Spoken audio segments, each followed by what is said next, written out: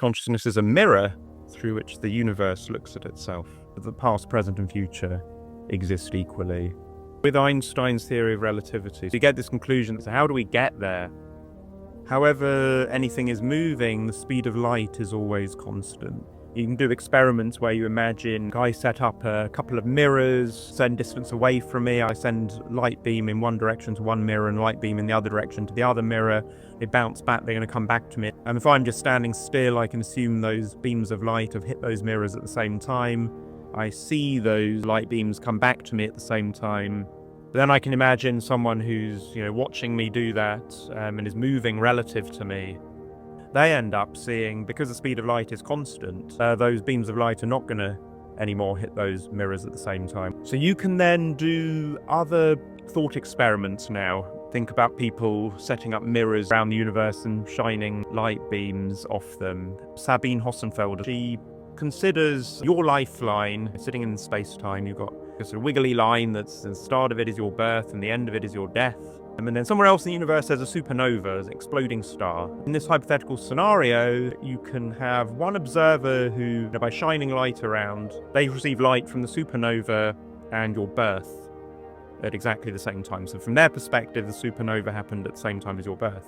But then there's another observer in this thought experiment who sees light from your death and the supernova at exactly the same time. From some point of view, your birth and your death are happening at the same time. And what time is it in the universe? There's just no such time it is right now in the universe. In some sense, everything is happening simultaneously. Everything just is. There's nothing special about these events. In my life and that supernova, I could extrapolate this to any pair of events that are happening in the universe. So you get the conclusion that the past, present, and future exist equally. I'm going to be having conscious experiences over and over. There's no beginning or end to my set of conscious experiences anymore.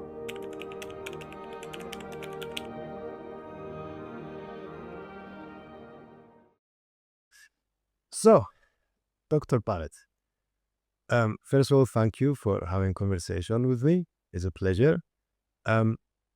Let's start. I just want to learn a little bit about yourself first. So where do you want me to begin?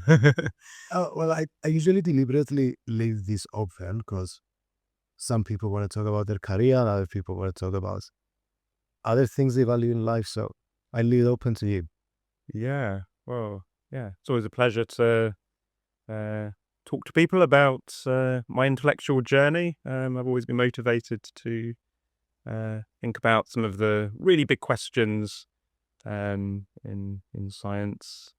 I'm fortunate enough to straddle a few different disciplines after initial passion for mathematics growing up as a child. I've then studied the very nature of the universe with a PhD in theoretical physics, and then what I never expected, I came to Sussex to study using mathematical and computational methods the physical basis of consciousness, the neural basis of consciousness, and that's been a fascinating journey, which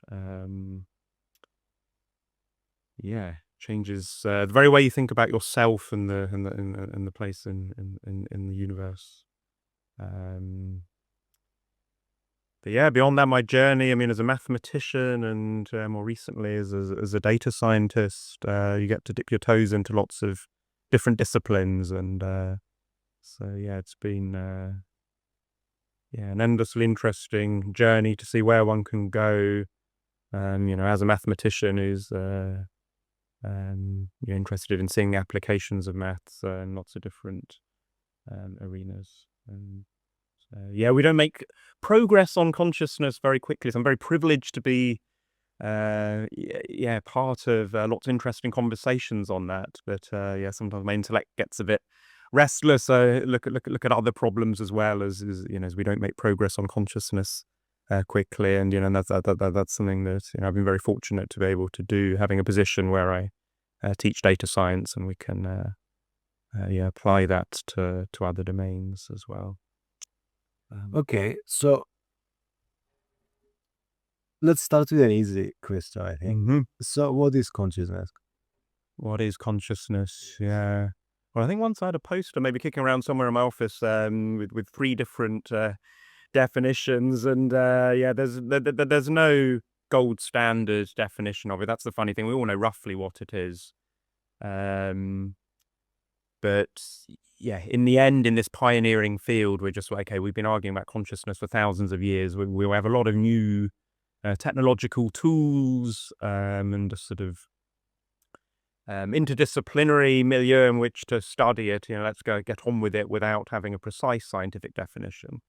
The most intuitive one would be something along the lines of consciousness is what disappears when you fall into dreamless sleep at the beginning of the night each night, and then perhaps flickers in and out during the early hours of the morning when you start dreaming, and then sort of returns in its full glory when the alarm clock goes off. You wake up for the day.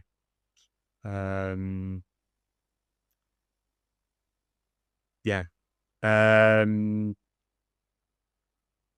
have my technical definition, which, I've spent much of my career being very intrigued by the integrated information theory of consciousness, which is very, it's quite a controversial theory, but if you view it as being in its infancy, then I think it's the only theory that has an inkling into what might be the ultimate physical substrate of consciousness on the most fundamental level of description of, what kind of what's special about the kind of activity that you have matter that generates consciousness. And so, yes, I have a technical definition. From that, consciousness is information that is intrinsic to some physical matter. We don't have an equation for that yet. Integrated information theory thinks it has a formula for that, but hasn't got it right as stands. And then I have my spiritual definition. Consciousness is a mirror through which the universe looks at itself. Can you expand at that definition? The spiritual definition. Yeah, so kind of my view of sort of the universe and consciousness, and perhaps we get into more detail later on, but that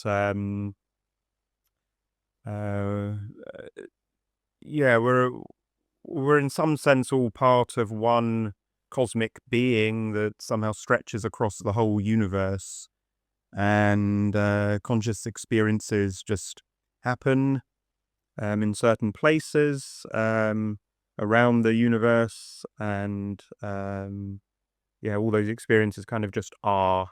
There's no absolute time it is right now in the universe, so you can just think there's all these conscious experiences that just exist. They just are. So it's not like the whole universe is conscious of everything, but there are all these moments of conscious experience that are happening various places in the universe. I'm agnostic about how many places outside of this planet, but and when and where those conscious experiences happen, it's like some of the universe is aware of some of the universe. So consciousness is a mirror through which the universe looks at itself. Some of the universe is aware of some of the universe, did you say? Yeah. Yes, I am some of the universe, and I am right now aware of some of the universe. Yeah. Interesting. So, but I'm not fundamentally a separate being from you or animals around us that have some degree of consciousness. We all just are part of this same big fabric. So what led you to the conclusion that of this interconnectedness when it comes to consciousness between living beings?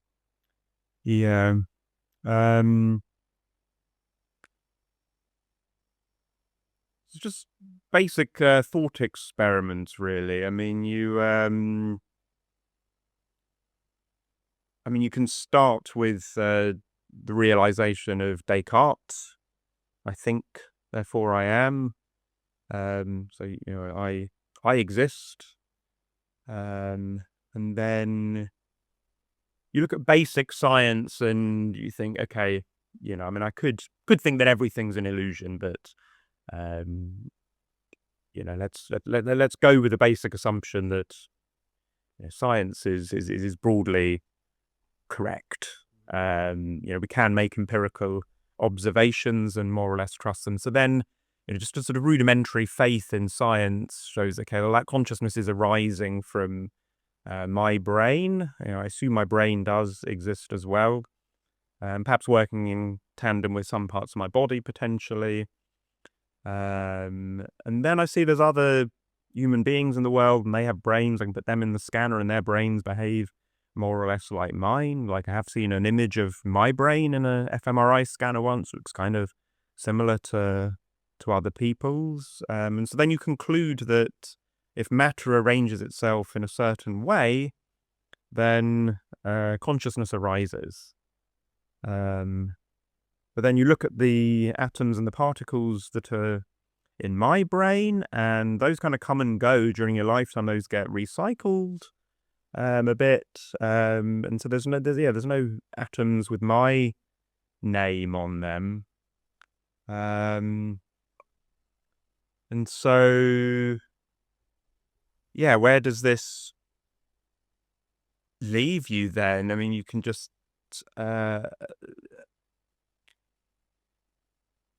I'm quite a believer in, I'll believe the simplest theory that fits the data, until more data come along, or a simpler theory comes along. And assuming I am like a separate being that somehow, comes into being at my birth and then dies at my death, that needs some other sort of mechanism to kind of put that in there. Whereas if there's just ultimately one being, then that's just there in all of the atoms of the universe. And they all have potential for conscious experiences. Conscious experiences will happen, and so it's a simpler hypothesis then that it is the universe having these experiences, and then the universe just continues to exist. And you're not proposing that there's something else that's coming into existence when atoms arrange themselves in a certain way. With this kind of thinking, it leads me to panpsychism, where ultimately everything has like maybe a very, very, very tiny amount of consciousness. And then the question becomes, how do you draw the boundary around one unified consciousness that's having a unified experience? And so I'm having like one big conscious experience, and I think the substrate of that unified conscious experience that I'm having right now is maybe a few centimeters cubed within my brain. I mean, that's the thing to that a theory of consciousness, the sort of physical theory of consciousness, needs to explain. How do we determine where that boundary lies? Okay. So, maybe I can unpack some of the stuff that's said as we go. There's a lot. There's a lot there. Yeah. Okay. You've mentioned panpsychism. Yeah. You've mentioned integrated information theory. Yeah. So tell me if I understood correctly. You're saying that it's simpler to conclude that consciousness is a fundamental property of matter, than to conclude that something external comes and puts this consciousness inside of us. Yeah. That's something that's outside the matter that already Yeah. exists. Yeah. Okay, so I think it's important to explain, maybe define for the audience and myself. I can kind of define both terms, panpsychism and IIT, but I think you'll do a 10 times better job, obviously. So maybe let's start from there. And also, I want to understand with IIT, how do we study the integration of information? Yeah. And what does it mean to integrate? Yeah. So let's try and take this one step at a time. So panpsychism, there are different flavors of panpsychism, different subscribers to panpsychism will view it slightly differently. So again, there's no one gold standard precise definition, but my view of it is consciousness is a fundamental property of all matter. So it's easy to ridicule this at first, right? But I'm not saying that an individual atom or a rock or a tree has any kind of substantial conscious experience, the way you or I do.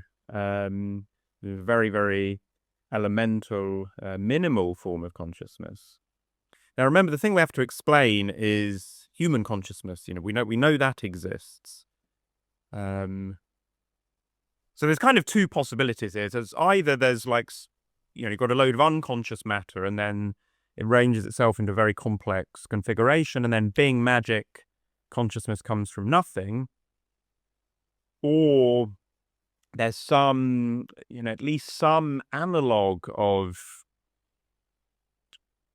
what we call consciousness present at the most microscopic level. And, and that's what I believe. You might want to call this proto-consciousness, give it some qualifying other name, but I'm saying there's some property, there's something there that is already there at the most microscopic level that is relatable to the consciousness that we have. So I like to use the term panpsychism. I think it's more neat to just call the whole thing consciousness. But yeah, we do have to be careful in attributing, don't attribute ethical status to individual atoms or rocks. And incidentally, I don't view a rock as a unified consciousness. I think within a rock, you would have a lot of microscopic consciousnesses. So we'll get on to integrated information theory, which has a framework for defining, where's like one, how do you draw the lines around one consciousness? Well, a rock in itself is not conscious, but it contains a lot of micro consciousnesses within it. So jumping around a bit. So your ordinary materialism, where the fundamental level, there's no consciousness, and consciousness is an emergent property, it magically comes together when matter arranges itself into a complex configuration. How you figure out the mechanism of that's the hard problem of consciousness, the philosopher David Chalmers called the hard problem. There's no hint of a solution to the hard problem. How can something that is consciousness, that feels, arise from cold, inanimate matter? If someone comes up with a theory for how that can be, I will update my beliefs. But for now, a huge amount of effort, there's no hint of a solution to that. With panpsychism, consciousness is already there at the most fundamental level. And instead of the hard problem, what you have, if I've got two micro-consciousnesses, like I have two carbon atoms apart from each other that maybe are each individual micro-consciousnesses, are not conscious of very much, just there's some basic pure awareness of some kind of quantum state they're in. It's very, very meaningless to really say what, they're actually aware of, but there's something you could describe as the mental state of that. But then they come together, they form part of my brain, and many billions of them come together, more than billions, gazillions, and you get one unified consciousness. Where do you draw the line? That's called the combination problem. And I think so So integrated information theory has one potential solution to that. So it's like, okay, I've got hope. It's not solved it yet, but at least I could perhaps imagine that being solved in the future. There's no real evidence for extended quantum things in the brain, like a large part of the brain becoming quantum entangled, but just because we haven't seen it yet, I wouldn't rule that out, because that could be a potential mechanism whereby extended matter can become somehow unified as kind of belonging together somehow, and that could be somehow playing a role. I don't think we can completely rule that out. None of the existing theories on that describe explicitly a role for quantum mechanics and consciousness have solved it. I don't believe in any of those at the moment, but there could in future be a theory that invokes something from quantum mechanics to solve the combination problem. So, a rock, yeah, does it have information, but it lacks integration? Yes, exactly. So there's no wires going from one end of the rock to the other. There's not complex interconnections between the atoms in a rock. And so that is why integrated information theory, although the details of the theory are wrong, I believe in some of the basics of it. So believing loosely in integrated information theory, a rock is not conscious precisely because that it doesn't have complex interconnections the way the human brain does. One end of the rock is not directly connected to the other end of the rock. How do we study integration then? How do we judge if something has these wires between the information that make it integrated? Yeah, so integrated information theory has proposed an algorithm for doing this. It's very hard to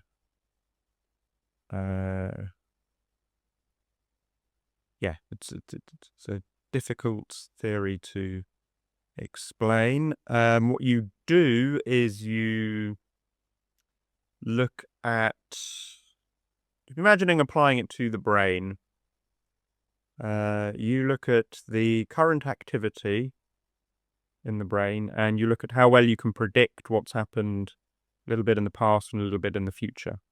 Okay. And you do that when you can sort of consider the whole. And then you do it again where you just look at the parts individually. And if you somehow find there's more information about the past and the future when you look at the whole versus when you look at the parts considered as individual things, then you have integrated information.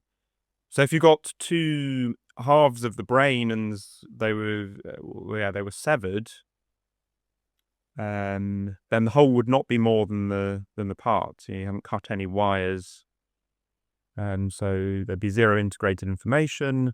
So the whole would not be one consciousness then. Only those parts would be. Okay. Yeah. So that's why, between me and you,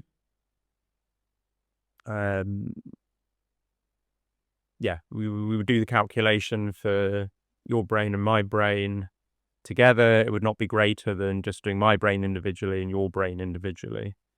No wires in between my brain and your brain. So you have there's a complicated algorithm for doing this. So the extent to which the whole is somehow greater than the parts in terms of the information that's stored in the current activity that's there. You get this number out called phi, and for something to be conscious, its phi needs to be greater than anything with which it overlaps. That's how that's how it works. So we could yes, we can't actually compute this. Like it's, as I said, it doesn't work, but it's computationally intractable. But we suppose in theory, we apply computed phi for my entire brain, including all the parts that I think are unconscious, I would get a lower value of phi than if I just computed it for a collection of certain regions of my brain, get a higher value. And so that then would be where my consciousness resides then. So it's not in my whole brain, it's in that sub area. And then if I go a bit smaller, so then I shrink it a bit further, compute phi again, and then it would actually decrease. So it's kind of like my subset of neurons that gives me the biggest phi. Mm-hmm. That is where my consciousness that's where my consciousness resides. So there's really sort of an algorithm there. And what you'll find is because you can compute the phi of like any region, basically, I can just draw a line around some 3D region box anywhere. I could put it, partly in my skull, partly coming out into the space around my head. I could compute the phi of anything. What you get eventually is like the universe somehow being full of these substrates of consciousness that don't overlap. But you get a very big value of phi in my brain. The ones in the air around me, again, they'll be like, you think of it like these tiles of substrates of consciousness. Those would be very, very tiny. But a little bit later, some of those atoms that are around me in the air, they may have come into me, and then a little later on, they may be contributing to a high phi region in my head and contributing highly to consciousness. So do ask me to clarify if I can make anything more clear. It's So the first thing you said is we try to predict a little bit the future and the past. Yeah. How? So in theory, to calculate this, how on earth do you do this?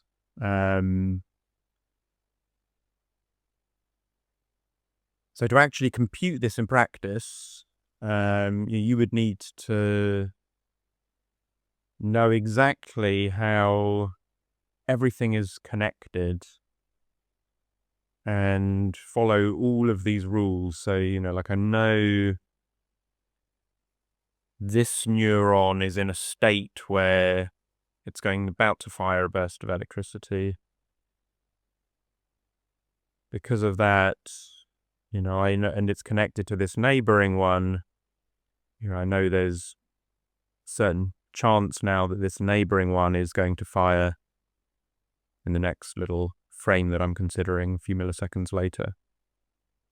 And before I knew what that first neuron was doing, I was more uncertain about what that neighboring neuron was going to do.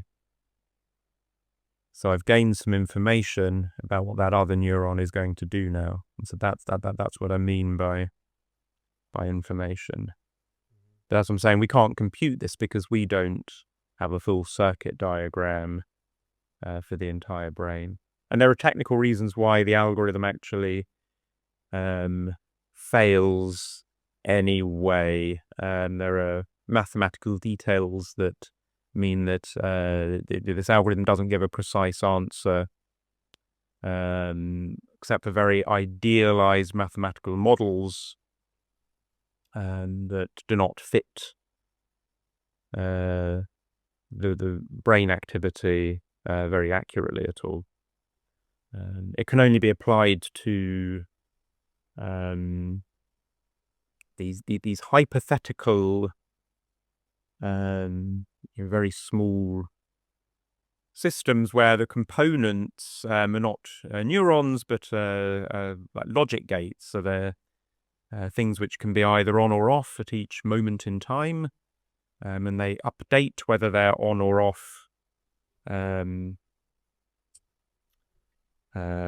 simple rules. Like if logic gate A is on at time 0, it's going to be on at the next time step depending on which of logic gates B and C were on at the previous time step. And that's the only thing we can compute phi for, really. Maybe take 8 or 12 of these things connected in a certain way with rules for determining whether they're on or off at the next time step. At each time step, they can just be on or off.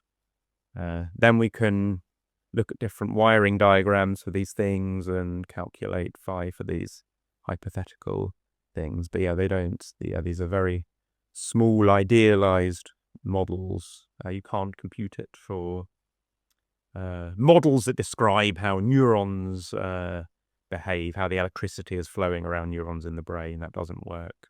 But the theory does give us ways of thinking about the kinds of wiring in the brain that might be associated with consciousness.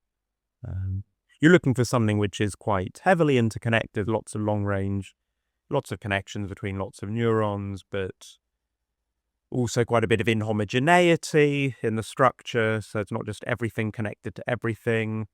And there needs to be diversity in how things are connected, how things look in different parts of the brain so that we can have a rich experience. If everything was all connected to all, there wouldn't be a wide range of different experiences you would be able to have. And human experience is very rich and complex, so the substrate has to be rich and complex. We have to be able to see that physically somewhere, some richness and complexity. So, with IIT, can you study and make an accurate conclusion if something is conscious without seeing if it's, without studying its property? Let's say we have an organism that moves or respire, achieves respiration. These things, usually when you ask a person in the street, how do you reckon someone's conscious? They'll say to you, oh, maybe they speak to me, or maybe they move around and they breathe. With IIT, do we take these things into account too, to conclude the phi value, or is it purely mathematical? Well, IIT provides intuition about the kinds of things that we expect to be conscious. So yes, we can't do a mathematical calculation for such an organism as the one you just described. We can apply intuition from the theory. And so IIT would say such an organism, it's likely that it's got a certain degree of consciousness. It doesn't view consciousness as either on or off. It views there as being degrees of consciousness. It would say that, that has a degree of consciousness. Yes. So okay. So because this organism behaves in a complex manner. Well, it's the connectivity of its brain. Not its behavior. Okay, so IIT specifically studies the brain. It studies, it studies activity. It studies like physical activity. It doesn't study cognition or behavior. Okay. Yeah. What about? Sorry, I just this is really interesting to me. So I just really want to focus a little bit more on IIT, and then we'll talk, because I want us to talk about science and spirituality. Yeah. But what about bacteria and microorganisms? How do we use IIT to study their degree of consciousness? Yeah, it's a very good question. Fairly agnostic on that one. I mean, there would be very micro forms of consciousness there. But very micro. not an expert in bacteria. There's no neurons there. But you can still define parts of the bacteria, and you can look at different collections of parts, and you could compute their phi and see if there exists a collection of parts of the bacteria, of an individual bacterium, for which some information that you measure in there is greater than the sum of its parts. Then there would then there would be some consciousness. But it might be that there isn't, and all you have is micro consciousnesses that occupy only a very small part of the bacterium's body, and then you wouldn't say the bacteria are conscious. I mean, in my brain, I mean, there will be my main consciousness, and then there'll be some small parallel ones that are insignificant. But yeah, there is one very large one. Yeah, and a bacteria, maybe they're only very. Yeah, maybe there isn't one that's much larger than all the others, but I don't know. Yeah, I would be agnostic. Okay, now this picture makes more sense to me. So we identify parts. Yeah. And then the second part still confuses me. So how do we measure the whole then? So we identify the parts, and then if the whole is greater than the sum of the parts, yeah, then that suggests to us that there's a high degree or a higher degree of consciousness. Yeah. How do we measure the whole? So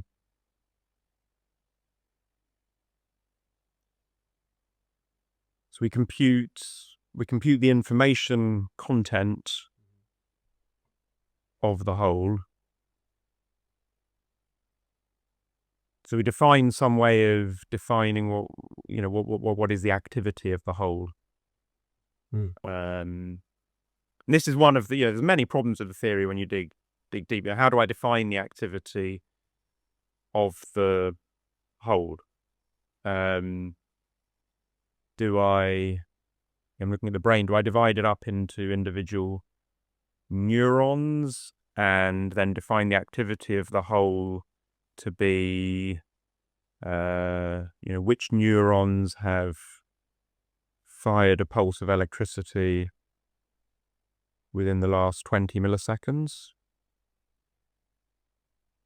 So the current activity of the whole then is just that list of neurons that have done that?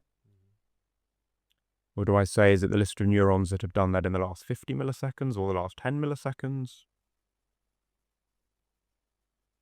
Theory says you choose the time window that would give you the maximum answer.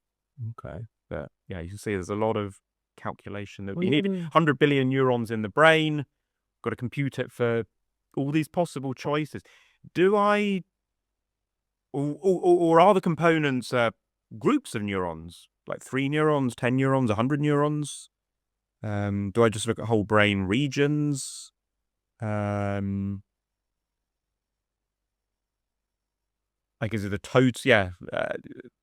There's no one way of defining, what we call, the components and the states of the components, the physical states of the components. We could just call it the voltage of, the average voltage. We divide it up into tiny little cubes, and we take the average voltage from inside each of those cubes. Be another way of measuring the current state of the system of the brain. Yes. And then the information, it's always about, okay, we measure it now, and then it's like, how much information does that have about, what it was a little bit in the past and a little bit in the future. And again, how far in the past, how far in the future? 10 milliseconds, 20 milliseconds, 100 milliseconds. A lot of choices there. You have to choose the choices that will give you the highest answer. That's what the theory says. Why the highest one? Could be the minimum. I mean, we're getting into the weeds a bit here, the details of the theory. But it's an attempt to come up with a formula that that might quantify consciousness. But as you can see, it's very challenging enterprise, and there's a lot of choices in the construction of this formula that don't, to me, follow naturally from any introspection that I've done about consciousness. But it's an attempt. I mean, the theory starts from some very basic properties of conscious experiences, starts from some introspection, and then says, well, these properties have to be reflected in, whatever physics is generating consciousness, whatever biology is generating consciousness. These properties have to be reflected somehow, and so then it tries to put that create a mathematical formula that reflects all those properties. It's a really beautiful idea. But yeah, there is not one unique way of going from that starting point to a formula, and that's where, that's why I don't think the theory has the final answer at the moment. And I remain agnostic on whether this enterprise is possible, but it is the most interesting game in town, and I think anyone who's interested in trying to research, trying to study, what is the ultimate fundamental physical substrate of consciousness, like really most fundamental description of what it is. Integrated information theory is the most interesting thing to study, and will probably hold some clues as to, what that ultimate theory one day might be. I think it's essential reading. Unfortunately, it is very difficult to understand. But it was never going to be easy to, of course. to answer this question. Of course. And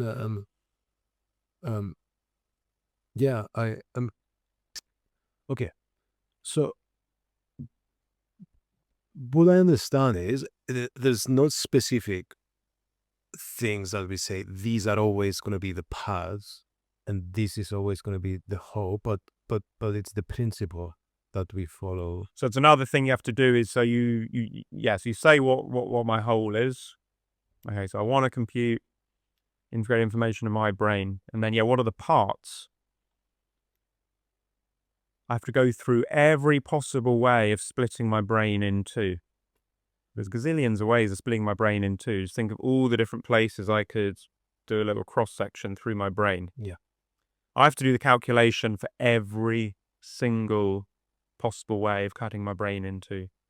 And the theory says it's the one that gives you the minimum extent to which the whole is greater than the parts, will be the one that gives you the final. So it's quantitatively greater than the parts, the whole. Yeah. Let's say we're measuring voltage, it's going to be greater. As the information that the current activity has about the past and the future, that has to be greater than the information of part one plus the information of part two. Got it. So the information that we have when measuring the past and the future, when we look at the whole, is greater than the information that we have for the past and the future when we measure the individual parts. Yeah. And how do you get it to be greater? Is because when you look at part one,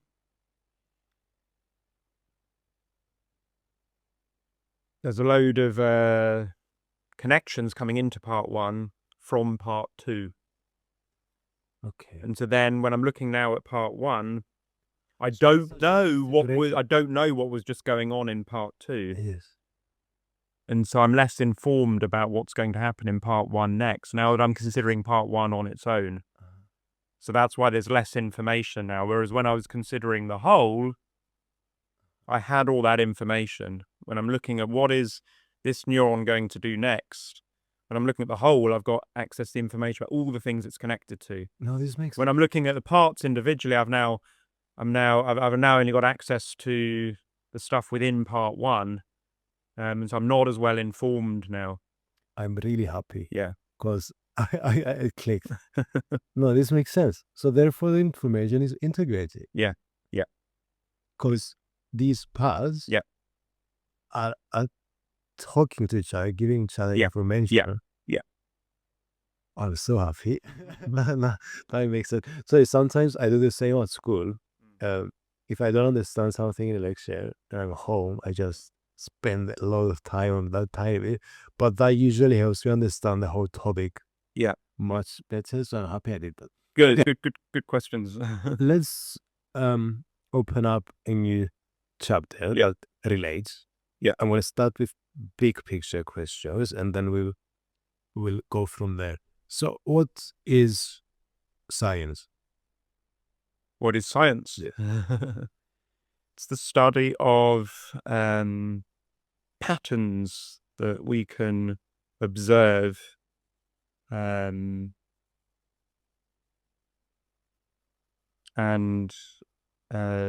defining rules, that underpin observations that we can make, essentially. Study of patterns.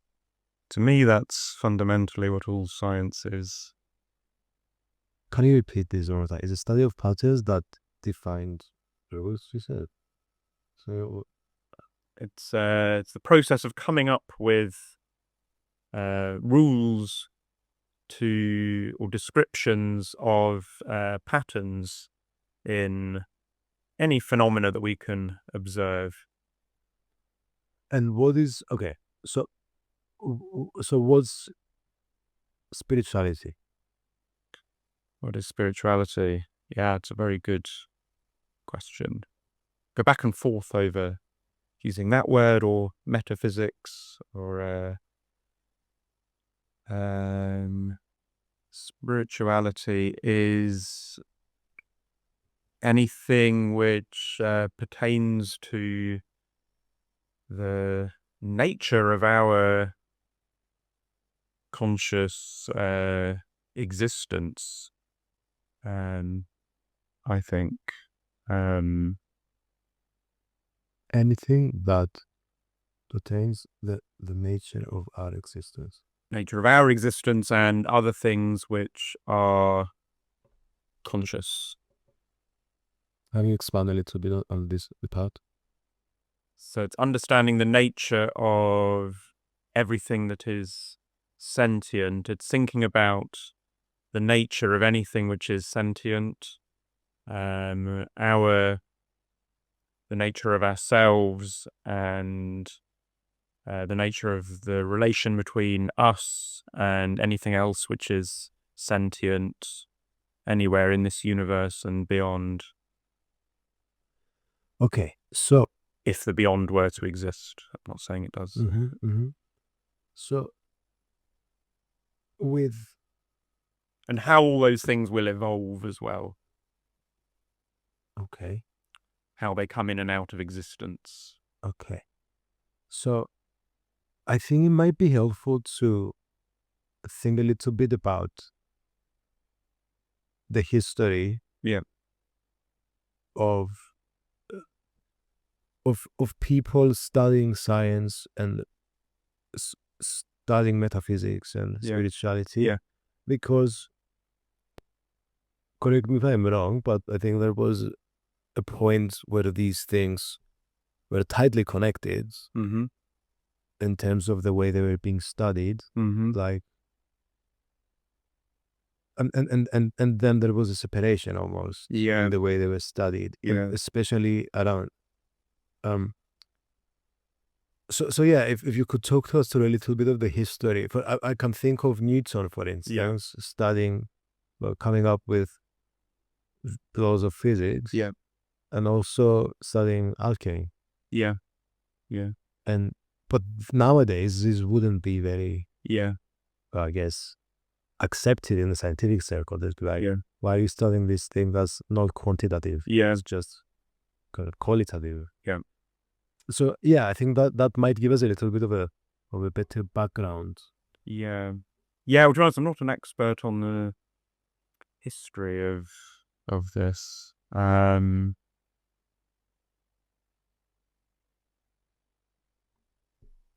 What I'm aware of is that there has been quite a separation, certainly in the last 100 years or so.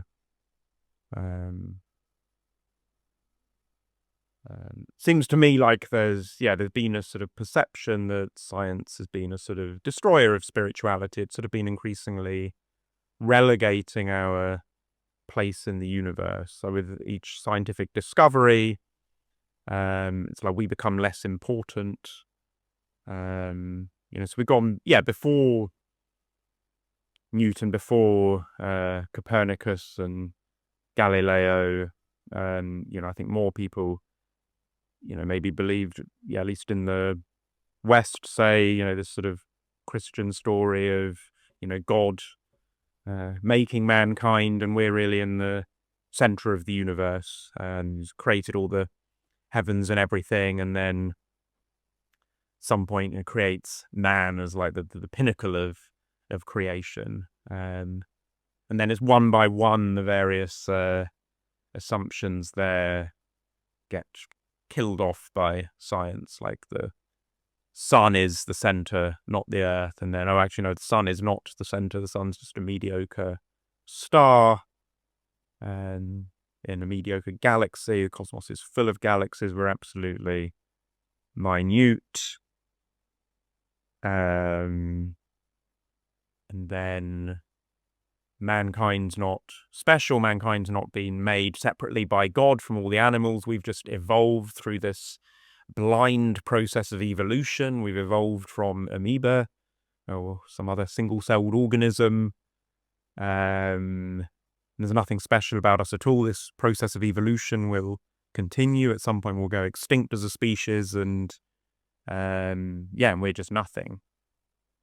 And perhaps that led mankind to somewhat of a challenging place to kind of accept this. I do think that was kind of the sort of perceived view.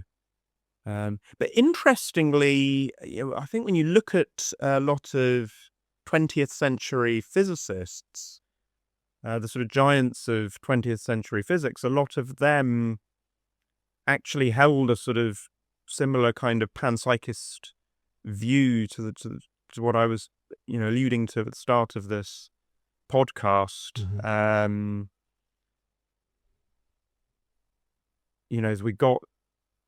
As we studied, as relativity came into being and quantum mechanics came into being, they're taking more of a point of view, okay, we're a very small part of the universe, but then, we're also not separate from the universe, and in some sense, all of us are the universe. And so then there's the basis to, not be so depressed about our space in the universe, where we are in the universe, and Because space and time are relative. we can get into that. I mean, Einstein's theory of relativity, direct conclusion of that is past, present, and future exist equally, and so so when you die, there's no such thing as right now in the universe it is after your death, and that's not the case. The universe just is. And so saying so the universe just has all these conscious experiences all over the place, and in some sense will do for all eternity, and so you start to get to a more comforting kind of place. I don't want to speak for everyone, but I get some kind of impression there amongst sort of other scientists, chemists, biologists, people who are further from those fundamental foundations in physics, maybe don't subscribe to this view so much, and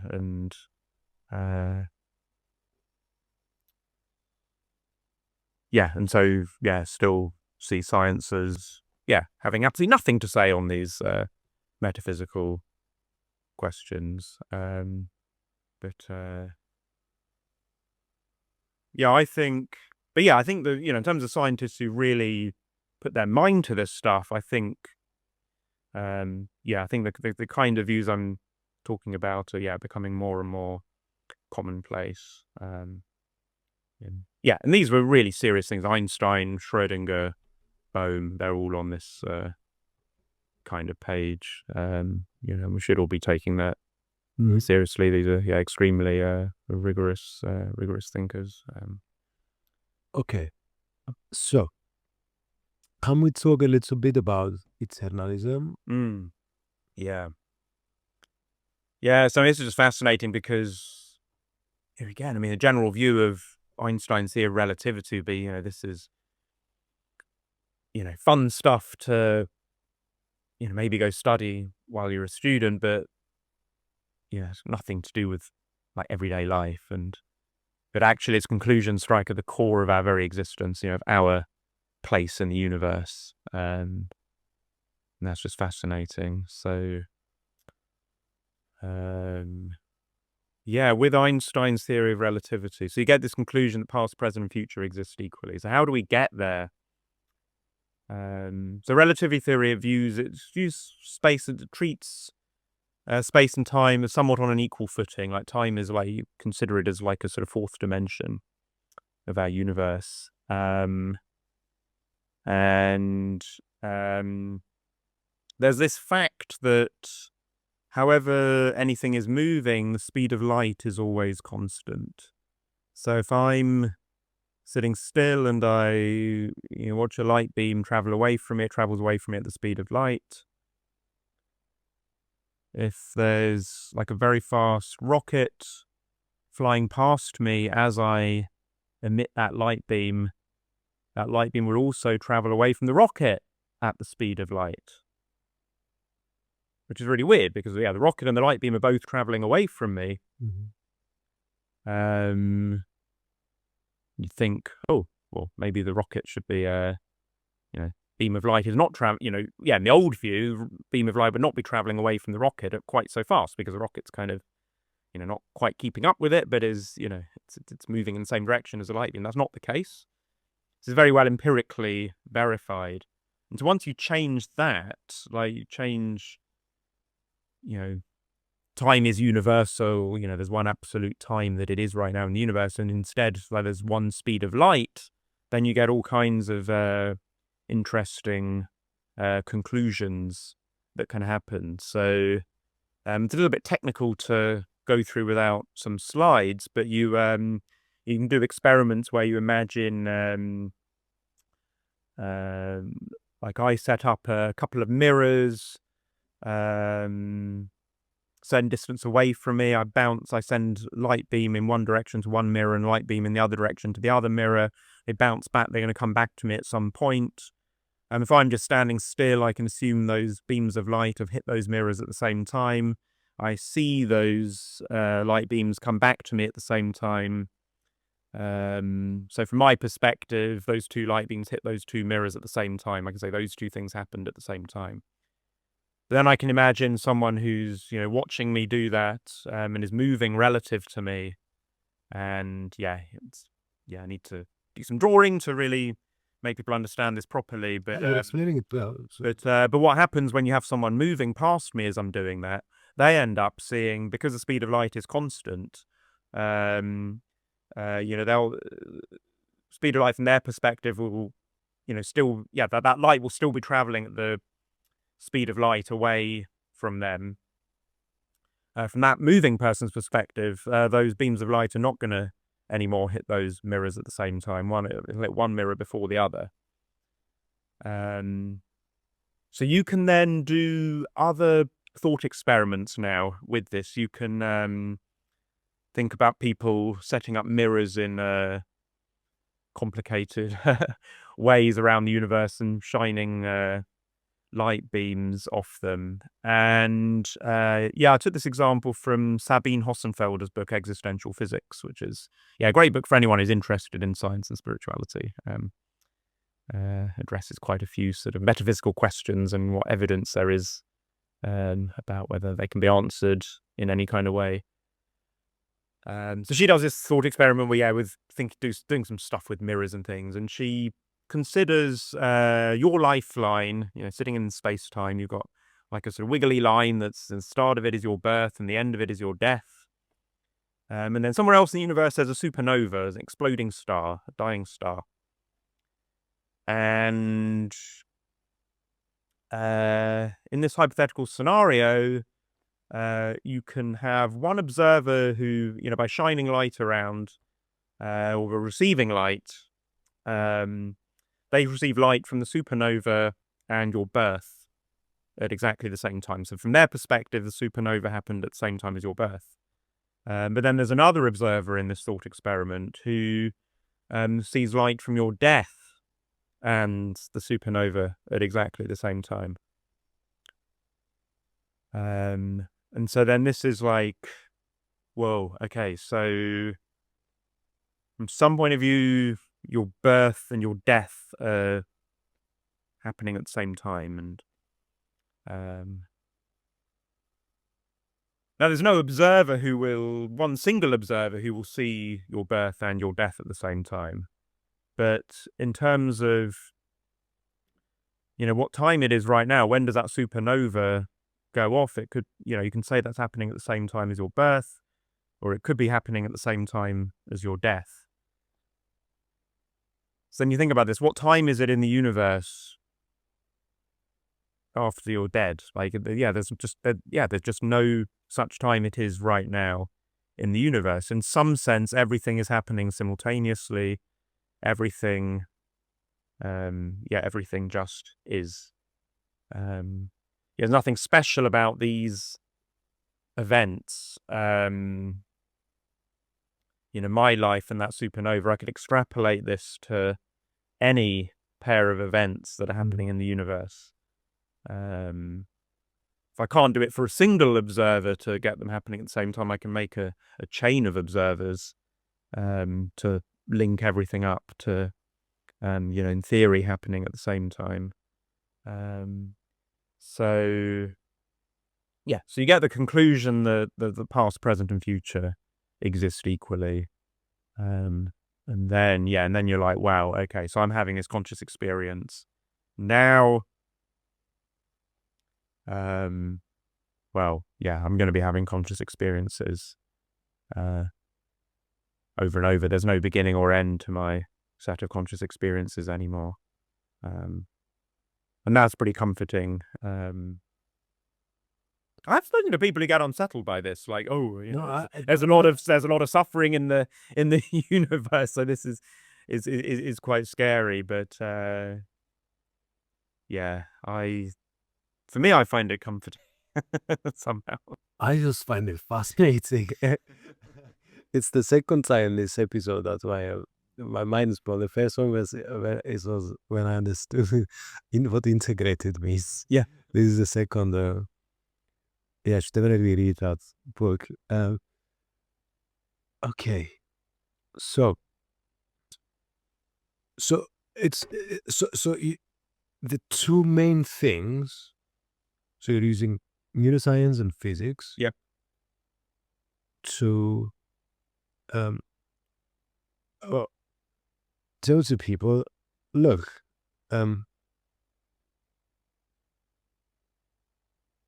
we don't need to be nihilistic, because science shows us that this experience we have is purposeful almost. Yeah. Okay, so why does it make it purposeful? Like, why does the fact that the present, the past, and the future are, can I call it relative? Yeah. Why does that make our experience more purposeful? That's a good question. So it's past, present, and future exists equally, and we're all in some sense the same being. It's these two things. So I think it's quite motivating for changing behavior and outlook on life, because any of your actions then are having a ripple effect on other conscious experiences, your own and that of other conscious experiences that are not my own, but still part of this unified overall cosmic being. And so you want to try to make as many of those conscious experiences as possible be positive. And so that then gives you motivation, because blimey, these are going to be experienced for all eternity, some sense. I don't know mean, words don't really, struggle to define properly. You always want to say, where's the universe going to look out next? But yeah, even the word next is, maybe not quite right because everything just is. But yeah, I mean, in some sense, the universe is going to be having all these experiences. So you just want to do your best to, make as many of those be positive and enjoyable as possible. And so, I think one then derives meaning from that. And and then in terms of purpose, it gives you purpose. Well, I mean, the goal is then, if the goal is to make as many of those enjoyable as possible, then you just, I mean, you do what you think is going to make things as enjoyable for you and the others around you as possible. That'll be good. I mean, you'll take responsibility. You're not going to, completely live for the moment because, you've got to be thinking about your future self and the future of others around you because there'll be a heck of a lot of conscious experiences there to come by as well. But then you're also not going to just say, oh, it's pointless. It doesn't really matter if I suffer a bit now because I'll be gone soon anyway, who cares? Because your conscious experiences now, might be relived an infinite number of times. So there's, it's very subtle. I mean, for me, I think other people everyone will sort of take their own meaning from it. But you end up with a subtle interplay of kind of trying to live well for the moment, but then you can also maybe let things go a little bit easier because, okay, well, there's an infinite many more conscious experiences to come. So, okay, that one didn't work out so well, but, there'll be other nice moments. So, I find the whole thing quite comforting anyway. But I can understand how it could be hard to swallow if you're someone who sees that there's a lot of suffering around and well, but I think my response to that is, perhaps then, I think this is where you start taking more leaps of faith and we're maybe getting to aspects of spirituality that's not so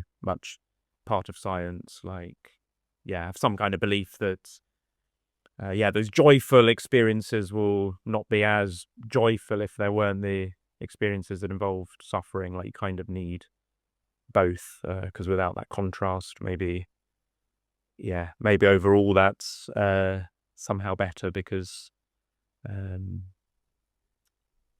whole load of neutral experiences would somehow be less worthwhile. But I'm probably in danger of winding people up. I'm getting a bit outside of my domain. But that's maybe my more, my personal spiritual beliefs. Going, that they do involve more of a sort of faith aspect to them.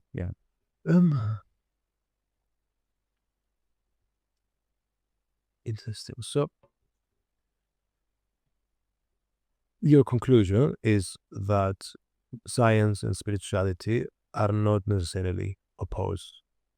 This is so I think there's a couple of things I say around this. So I remain willing to update my belief system in the presence either of new data or a new theory that challenges my interpretation of the data. So what I believe right now, I think, is the simplest theory that fits the data that we currently have. I don't think science will be able to answer all aspects of spirituality, all spiritual questions one might want to answer. I mean, more questions on meaning, like why does this all exist? And we're not going to get to that through science. But I think, what we do have, I think, is enough for a significant amount of spiritual comfort. And I find that really exciting. But just to say in terms of belief update. So, there are, you can give examples of, when have theories been updated. We've seen, we have the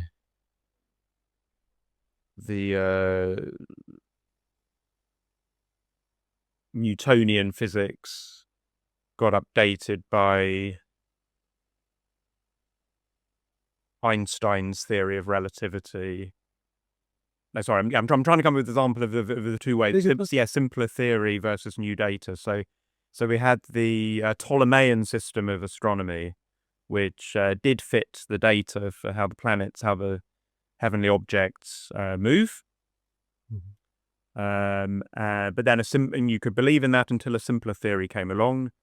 Then Newton's theory was a simpler explanation of universal gravitation.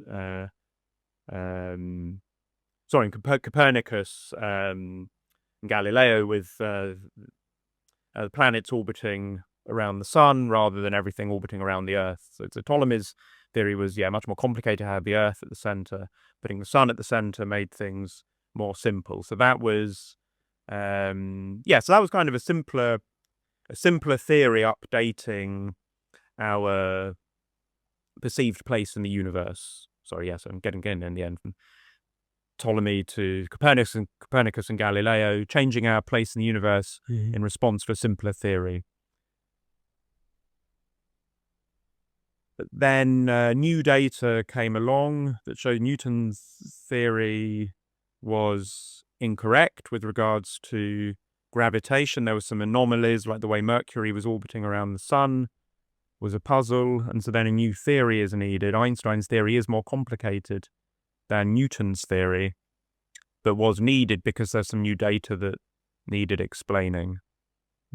So either of those two scenarios, I think could happen to my belief system maybe in the future. But I just wanted to give those two examples to show how beliefs, I think those are good historical context there. And and then Einstein, that updates our perceived. So both of Ptolemy to Copernicus, Galileo, Newton, and then Newton to Einstein, both of those updated our sense of our place in the universe. So very important theoretical updates in response to new theories and new data for our understanding of actual spiritual questions.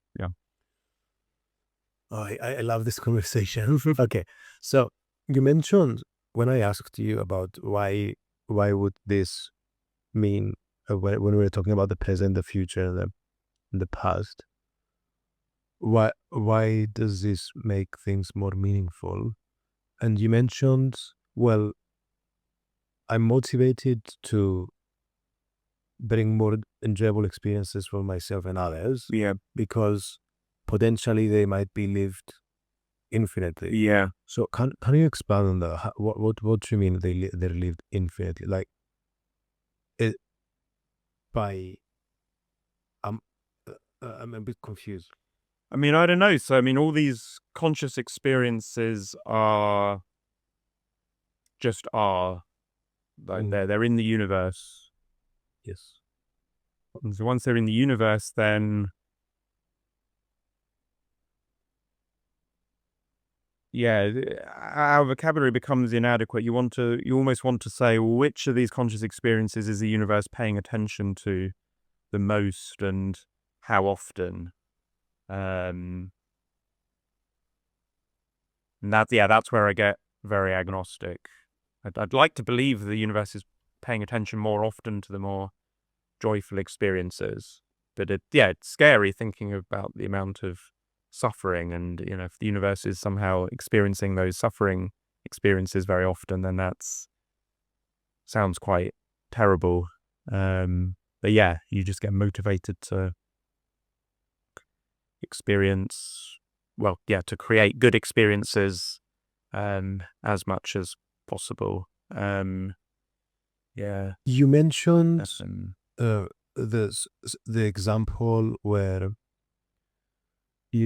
of the thought experiments, where from one point of view, your death aligns with, let's say, I think it was an explosion or a but in the other part of the universe, and the other point in the universe point of view, your birth so to say, it looks like the same time with explosion, but they're not, they're just like seeing it, like they're the third so the third observer seeing those. They're seeing light arrive in their eyes at the same time from these two events. Yeah. But they're not living them, we're just seeing them.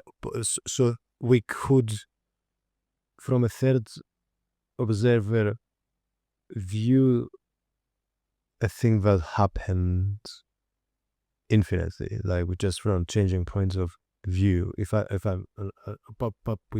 But can we live it infinitely? I don't know if my question. Can't live it backwards. So every observer will see your birth happening before your death. Mm-hmm. Like if they're observing you from afar, if there's someone who lived longer than me, and they had like a very good telescope, far away somehow there. Yeah. They'll see light from my birth and they'll see light from my death later. My death is always after my birth. But then in terms of, what time is it right now in the universe? You can't say it's 2026. Yes, but can so from a third point of view, we can see and experience again and again by changing. Well, let's say we have this magic teleport thing that gets you in different parts of the universe. Yeah. We can see, okay, the light comes now, then Yeah. the light but that's not necessarily experiencing it, is it? Isn't it just I'm seeing it, but I'm not like, it's not, it's a third person view. It's not me experiencing. No, it's not. No, it's not you experiencing it. No, it's just someone observing your life. Yeah. So how does the multiplication of suffering or enjoyment happen then? That's what I'm confused. Since it's just observing it, it's not experiencing it again and again. Again, sorry, I'm not formulating this great, but because I'm trying to. Does that kind of make sense? So the universe just exists. Yes. Within the universe, there are these coordinates, 3 spatial dimensions, 1 time dimension. Yes. But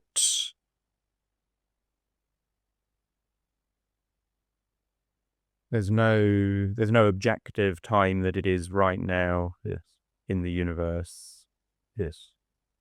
I can only say right now for Adam Barrett, it's, I'm having a conscious experience of it being, shortly after 1 o'clock on 17th February 2026. There is a experience associated with Adam Barrett. Mm-hmm.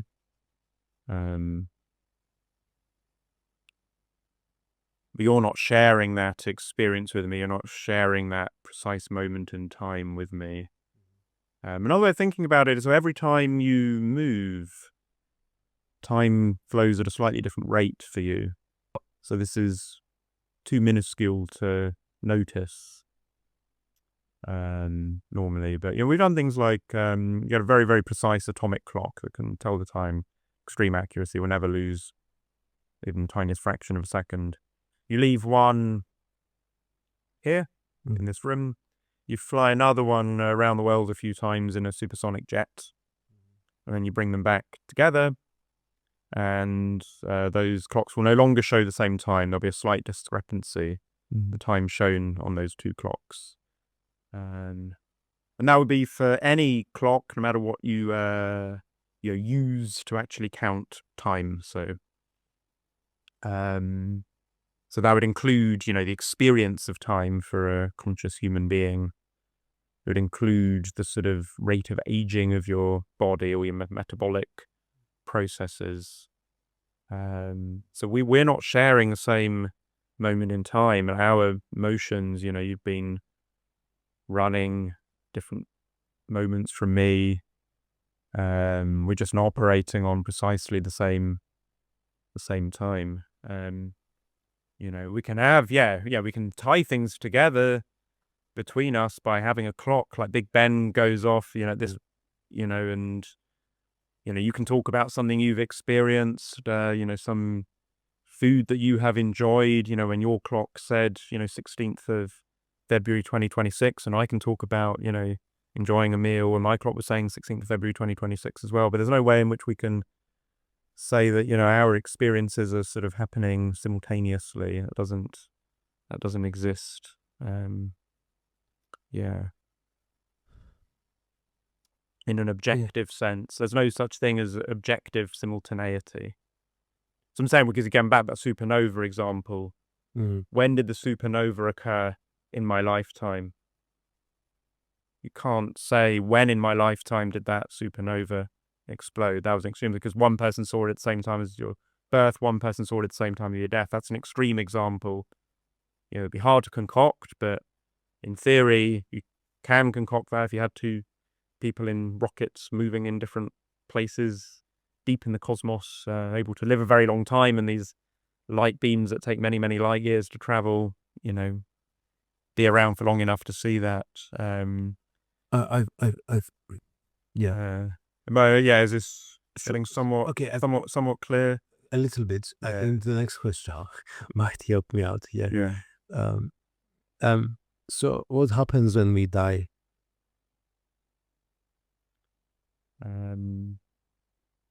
So when you die, I mean, that's like a final, we're final conscious experience associated with you. But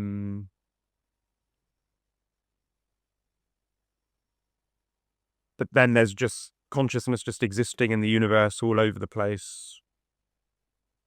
That is there and will always be there. So the universe has experienced your life, and then the universe will just experience other lives. So, so I guess, you guess reincarnation. I mean,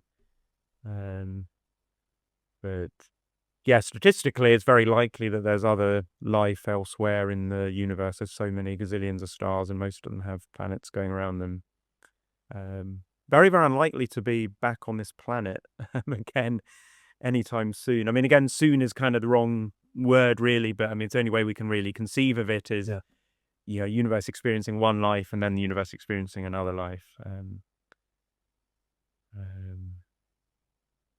Yeah, it's a bit of an illusion. I mean, the whole thing is an illusion that the universe is experiencing, like, my life in a series of continuous moments. I mean, everything just is. And if the universe was to suddenly experience your life for a few minutes in between two of my conscious experiences, and my brain's going to have no memory of that, right? And my brain's only recorded what information in my brain. So the universe could be jumping around, having fun all over the place. Snapshots anywhere. But yeah, if you like, if you really say, when you die, reincarnation anywhere as anything in the universe. It actually makes me, I mean, this kind of belief not only decreases your concern for yourself beyond over and above other people, it sometimes makes me feel better about, you know, what's going on planet Earth. I mean, you know, I'm quite pessimistic about climate change and the state of this planet, and in a way it decenters importance of humans beyond other existence elsewhere. So even if, you know, this whole planet is completely destroyed, like, there will still be consciousness in the universe, and there'll still be conscious experiences happening for all eternity. So, and just the fact that, there is consciousness at all, that, you know, I know, you know, again, come back to your car, I think, therefore I am. This is amazing. There is consciousness. And so there will always be consciousness, and so that's cool. So it comforts me. Even if the worst happens to this Earth, you know, we will die very soon because of climate disaster. Consciousness will continue, and we're not all wiped out, and we've got kinship with the whole universe, and not just mental. It's not to trivialize any of the suffering that will happen, but at least there'll be something that comes next. I can take comfort in there'll be something that comes next. And why do we experience things? Is it us constructing it artificially, the fact that we experience things most people, if you ask them, they think of time as, I was born and that happened in the past. Yeah. And then I yesterday ate a nice dinner. Yeah. And today I'm talking to you, and tomorrow I'm whatever playing football. Yeah.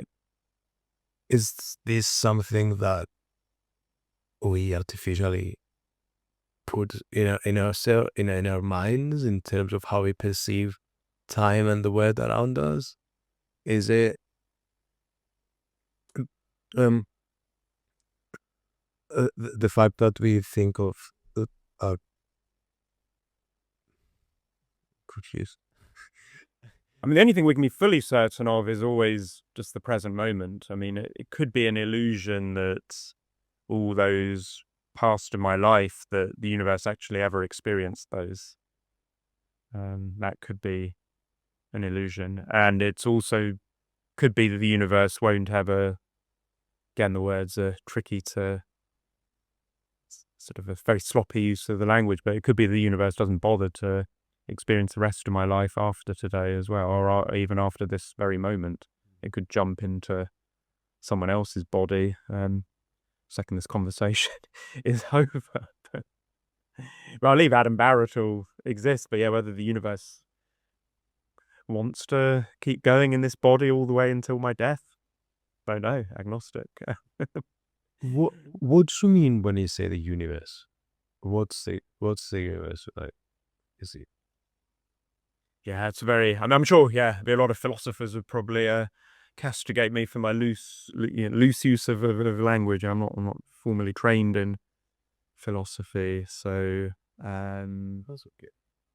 yeah. I mean, the universe. Yes, I mean the universe is. I mean, yeah. There's the physical aspect of the universe. That's yeah, all of the physical matter that we can observe and beyond. That you can, in theory, travel to by traveling continuously. So all of the stars, all of the atoms that exist, that is the universe.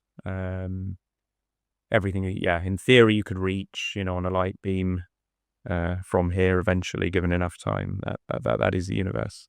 And then, yeah, I know there's consciousness is part of that universe because I am conscious.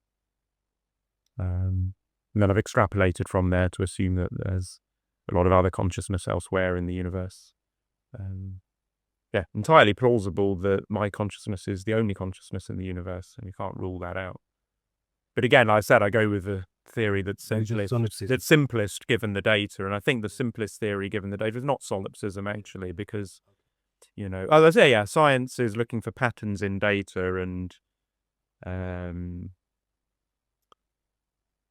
yeah, I see patterns in. Well, when I do other sciences not related to consciousness, ultimately that is patterns in things that I can observe. But then other people are saying they're conscious when certain patterns are present. So yeah, I'll assume they exist. And so yeah, my simplest theory is that there's consciousness throughout the universe. Yeah, if I took a solipsistic approach, yeah, then there's no point in doing any science. Like, no point in assuming the sun's going to rise tomorrow or following any modern medicine because, yeah, you don't believe any of that's going to work. I might as well, yeah, it's entirely possible. I live in a simulation and, yeah, I'm the only thing that exists. But, yeah, I won't, yeah, I think my likelihood, I think, I think the more likely thing is that we all exist. And, the universe is real. Okay.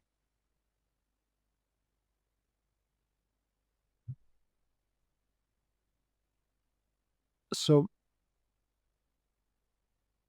when I experience something, I am.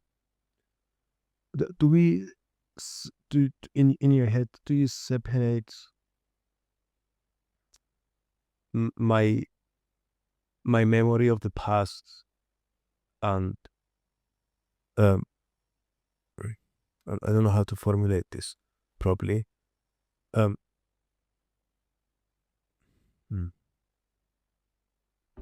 Because you're updating my belief system during this podcast. and I have to become a kind of, I'm coming up on the spot with my questions.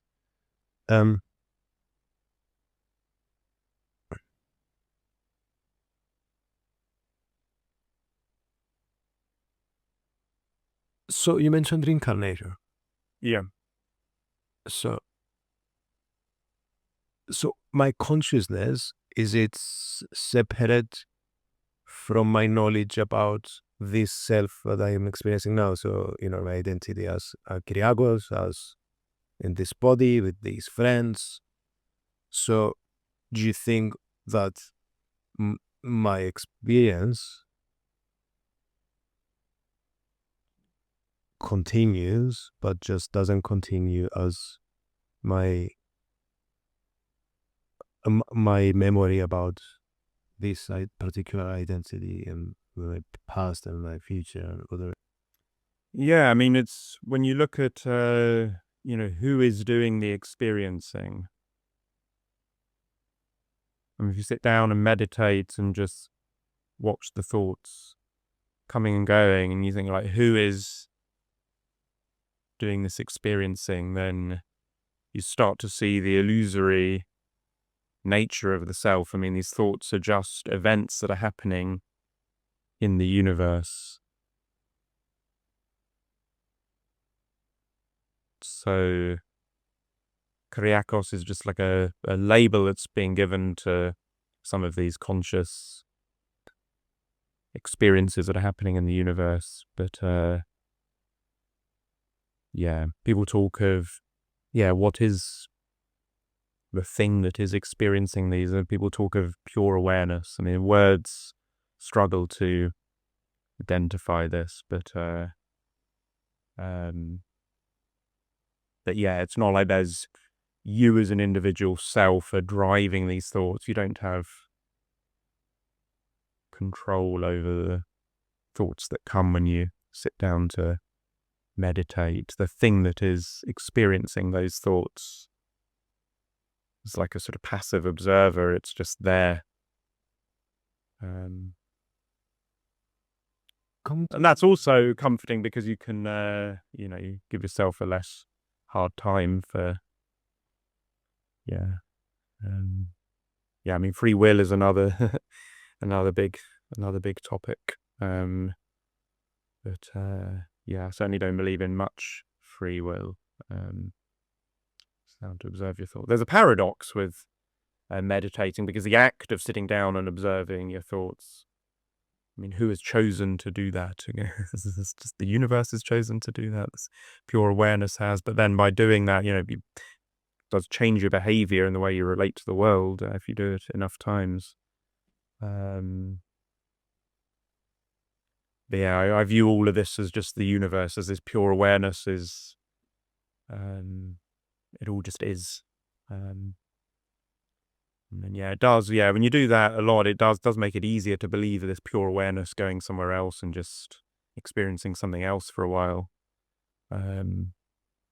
Because, why is that special to you? It's just, I mean, there's no atoms with your name on them. You can't identify where you are.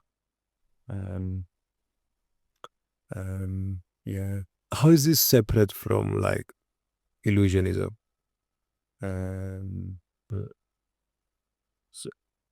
So illusionism, believing that everything is an illusion and nothing exists or nothing is real. What's the philosopher? I forgot his name.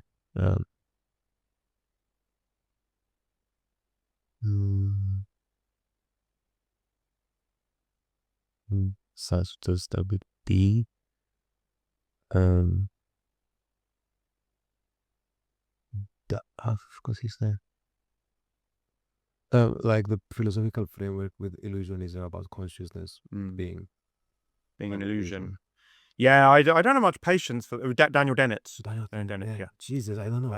I don't have much patience for that. I mean, I exist. Like, it's not an illusion. It's the one thing we can be certain of. Maybe contents of consciousness, like I misremember them from one moment to the next, but don't try to tell me that I don't exist.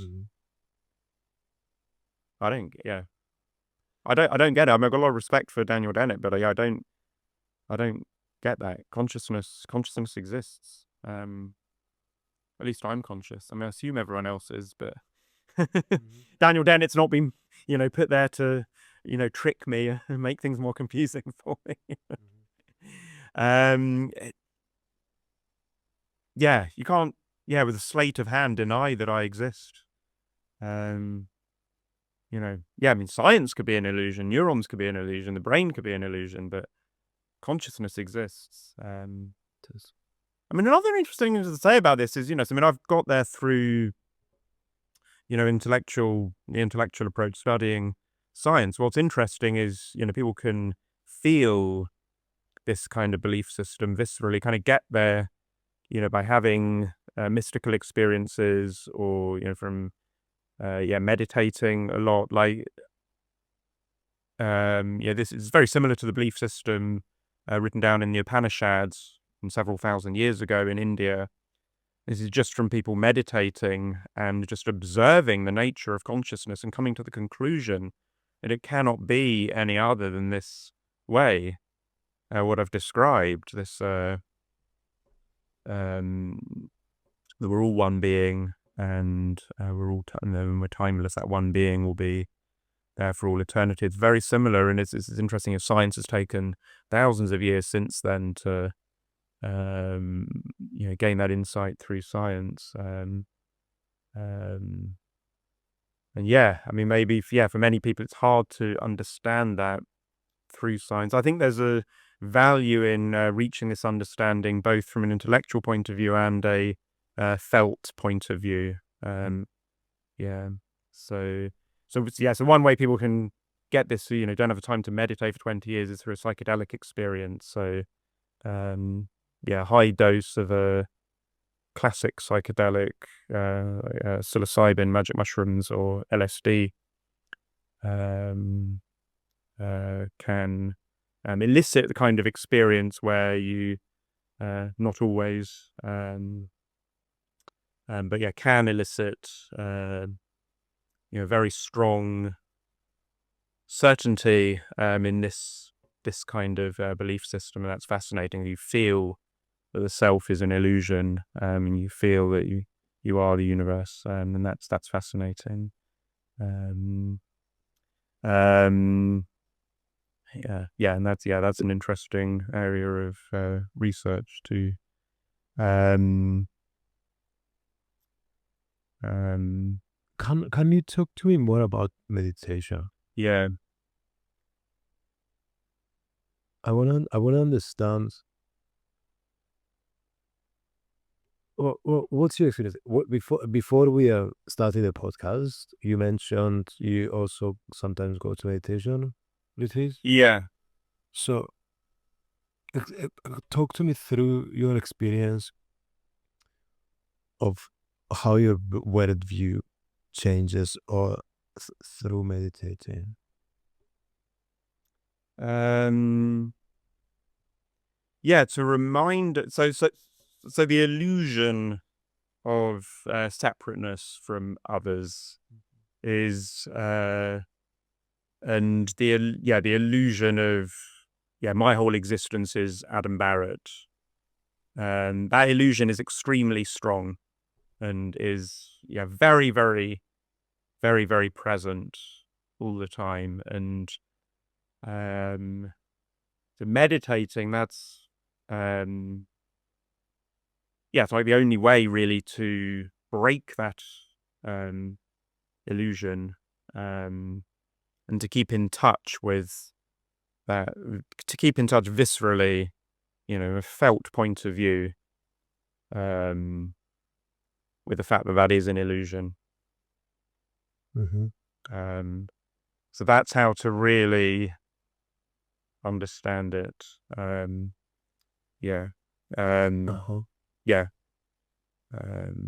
Has your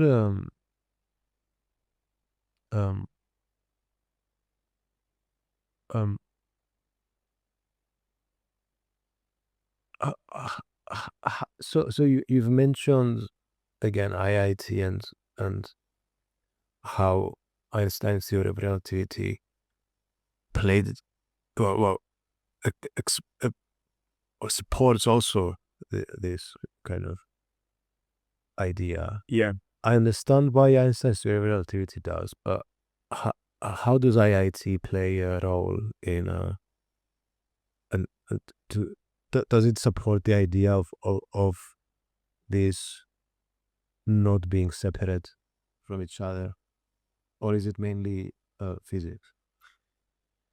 Yes, I'm not sure to what extent IIT has contributed to this sort of spiritual belief system I have. It's more of an example of how if you sort of have panpsychism, you may be able to explain what the fundamental physical substrate of consciousness is, and so that gives panpsychism more credence for me. Yes. So if I take the materialist view where not everything is conscious, how can something magically come into being from nothing? There's zero theories that can explain that. Panpsychism, you have one theory, you have IIT, that's, not perfect. It's best viewed as just in its infancy, but, you can see possibly how we can solve, the combination problem, how the two small things join together to create a big sort of macroscopic consciousness like mine. IIT shows how maybe one day there will be a solution, and so it's kind of 1-0 for panpsychist theories that are promising versus ordinary materialist theories that are promising. I mean, other people in my field will disagree with me, but there aren't any theories that are really as ambitious as integrated information theory. The other theories of consciousness, maybe they provide correlations between aspects of brain activity and aspects of human consciousness, but they're not universal, and they can't explain why anything feels the way it does. Their target of explanation is just way less ambitious than integrated information theory. They're not mutually exclusive with integrated information theory either. There's been a lot of talk within the field of pitting theories against each other. I don't know how much you've seen. There's adversarial collaborations that try to do experiments that will rule out one theory in favor of another. Those are a bit contrived, I think. These different theories are operating on different levels of explanation and tackling actually different questions to do with consciousness. Interesting. The few more questions I want to ask you, and then we'll have a more relaxed out of how you found the conversation and stuff. One is, I want to understand a little bit more the mathematical modeling with IIT. Yeah. Because up to now, all I know is when I asked ChatGPT like a year ago, it's like, all I know is that when I read and it says being you, all I know is there's a phi. That's it. Yeah. And so, if you can start quite basic, and then, we don't have the board or anything, so we would build up to just the point where we don't need to write things. Yeah. Which is hard, but Sorry, you wanting me to? Let's start quite basic, and then we can just take it up to a point where after that we need to write things down. Of integrated information theory, which we can't write things down right now, but so the mathematical modeling for IIT. So it's really a very groundbreaking approach. Like if you go to the origins of IIT, before then you'd always been, okay, how do I go from biological mechanisms to states of consciousness, or deriving that there's going to be consciousness? And no hope with that approach. This whole body of work began from going the opposite way round. It's like, what are really fundamental properties of conscious experience, of the phenomenology. That's what philosophers call phenomenology, the nature of conscious experience. What are those? And then whatever those are, those must be reflected in the physical substrate, in the neural substrate. Like if consciousness comes from something physical, that's what we all assume as scientists, we've got to be able to see those properties reflected. So at the beginning, this body of work wasn't quite as bombastic as IIT is now. It was just more like, okay, can we, we'd seen what so-called neural correlates of consciousness, like when we see stuff firing at 40 hertz, seems to be more associated with consciousness than other frequencies, and for example, and various other things. But then it's always like, okay, why? That's just an empirical fact. Can we explain? Can we see something we can explain? Why should something be associated with consciousness? So that's where we go to the phenomenology. This was like really groundbreaking work. Originally, this was Giulio Tononi, who's gone on to be the author of IIT, Olaf Sporns, and Nobel laureate Gerald Edelman back in the 1990s in San Diego. And they came up with these two things. There's integration, which was being discussed amongst philosophers for a very long time. It's the binding problem. It's you experience everything in front of you all of a piece. It's not like a digital camera where there's these separate pixels. I'm experiencing the left side and the right sides appear simultaneously. The blue color over there attached to the object all at the same time. It's not scanning through lots of tiny bits of information one after the other, like tiny bit of gray here, tiny bit of red there. It's everything all at once. Okay, so the different parts of the brain then that are coding those different things have to be connected to each other. There has to be a lot of interwiring. Otherwise, how could you get that integrated scene? It's not going to have the wiring of just a pixel board on a camera. There's no interconnection between the different pixels. Then the key insight's a second property, which is information, and that's the conscious experience. Sometimes called information, sometimes differentiation. When I have one conscious experience, it's one conscious experience out of an incredibly vast repertoire, possible conscious experiences that I could have been having at that moment. And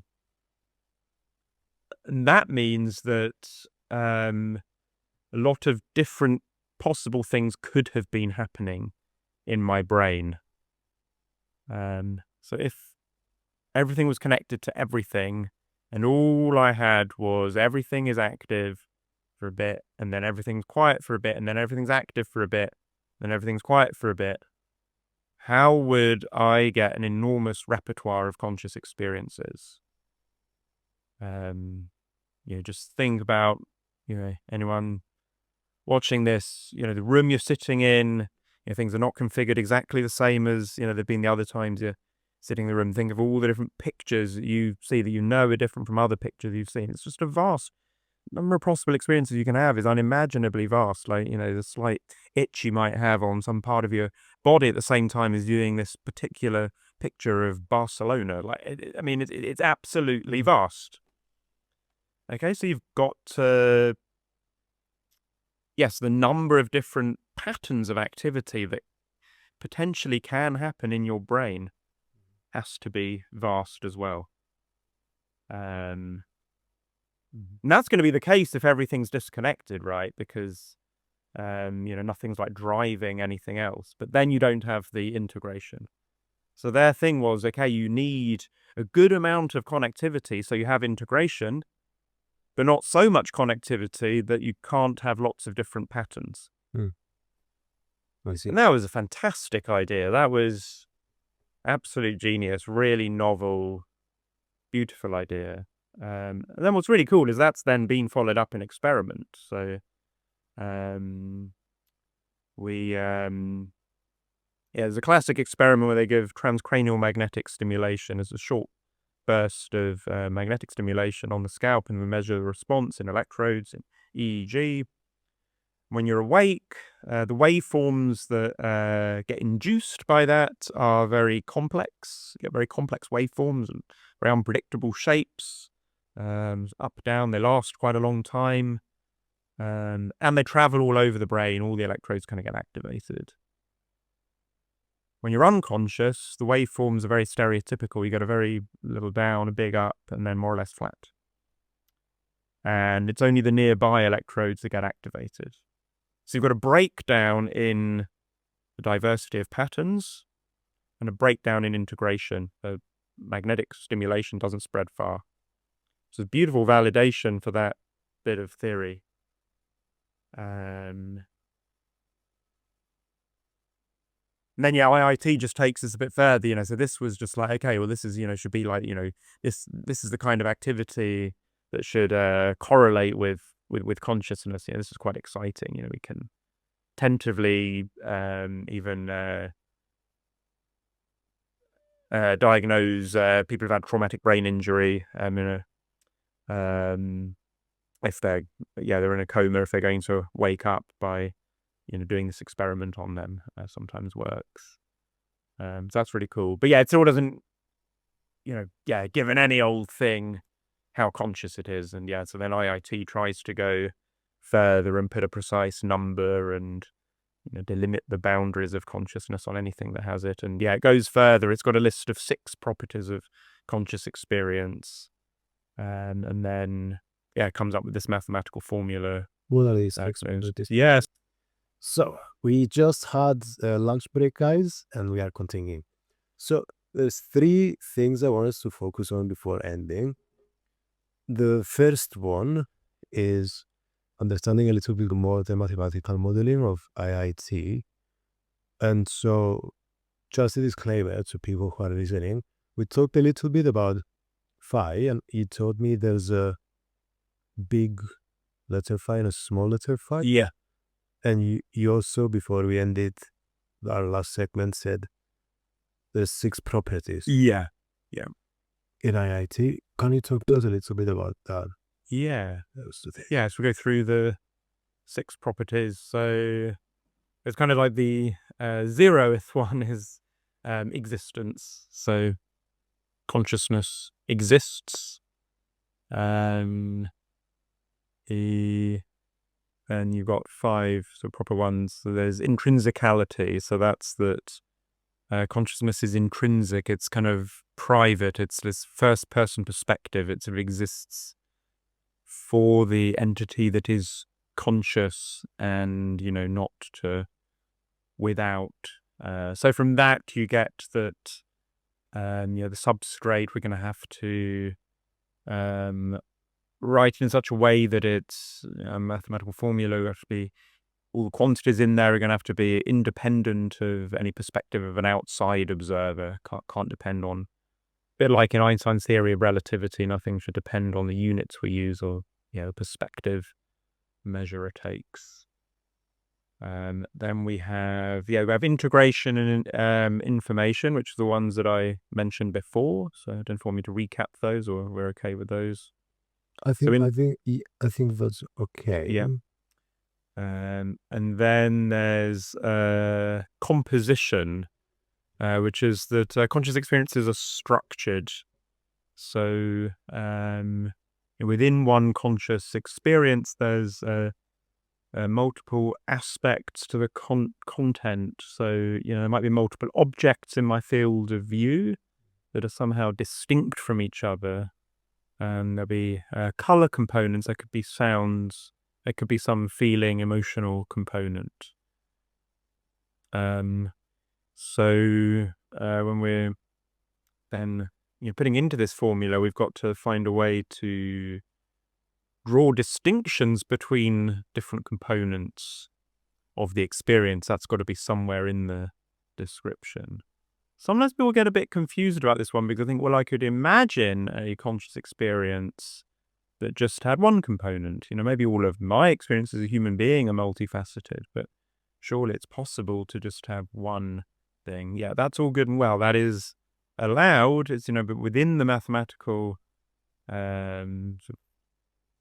formulae, there's got to be, a way of accounting for when, how do different distinct components arise, because that is certainly very common. All of my experiences do have more than one component. And you can't imagine a conscious experience that had no components at all, and you'd be unconscious. So that's important. Which actually makes me want to clarify integration as well, because sometimes that gets criticized. They're like, well, I could imagine my consciousness becoming disunified, like, maybe my brain splits in two for a moment and there's two parallel streams of consciousness going on, and, weird pathological cases, people have had the connection cut between the two hemispheres of their brain. Yeah, and you'd have two consciousnesses. You can't imagine one individual consciousness, though, not being unified. Whatever is being experienced is being unified.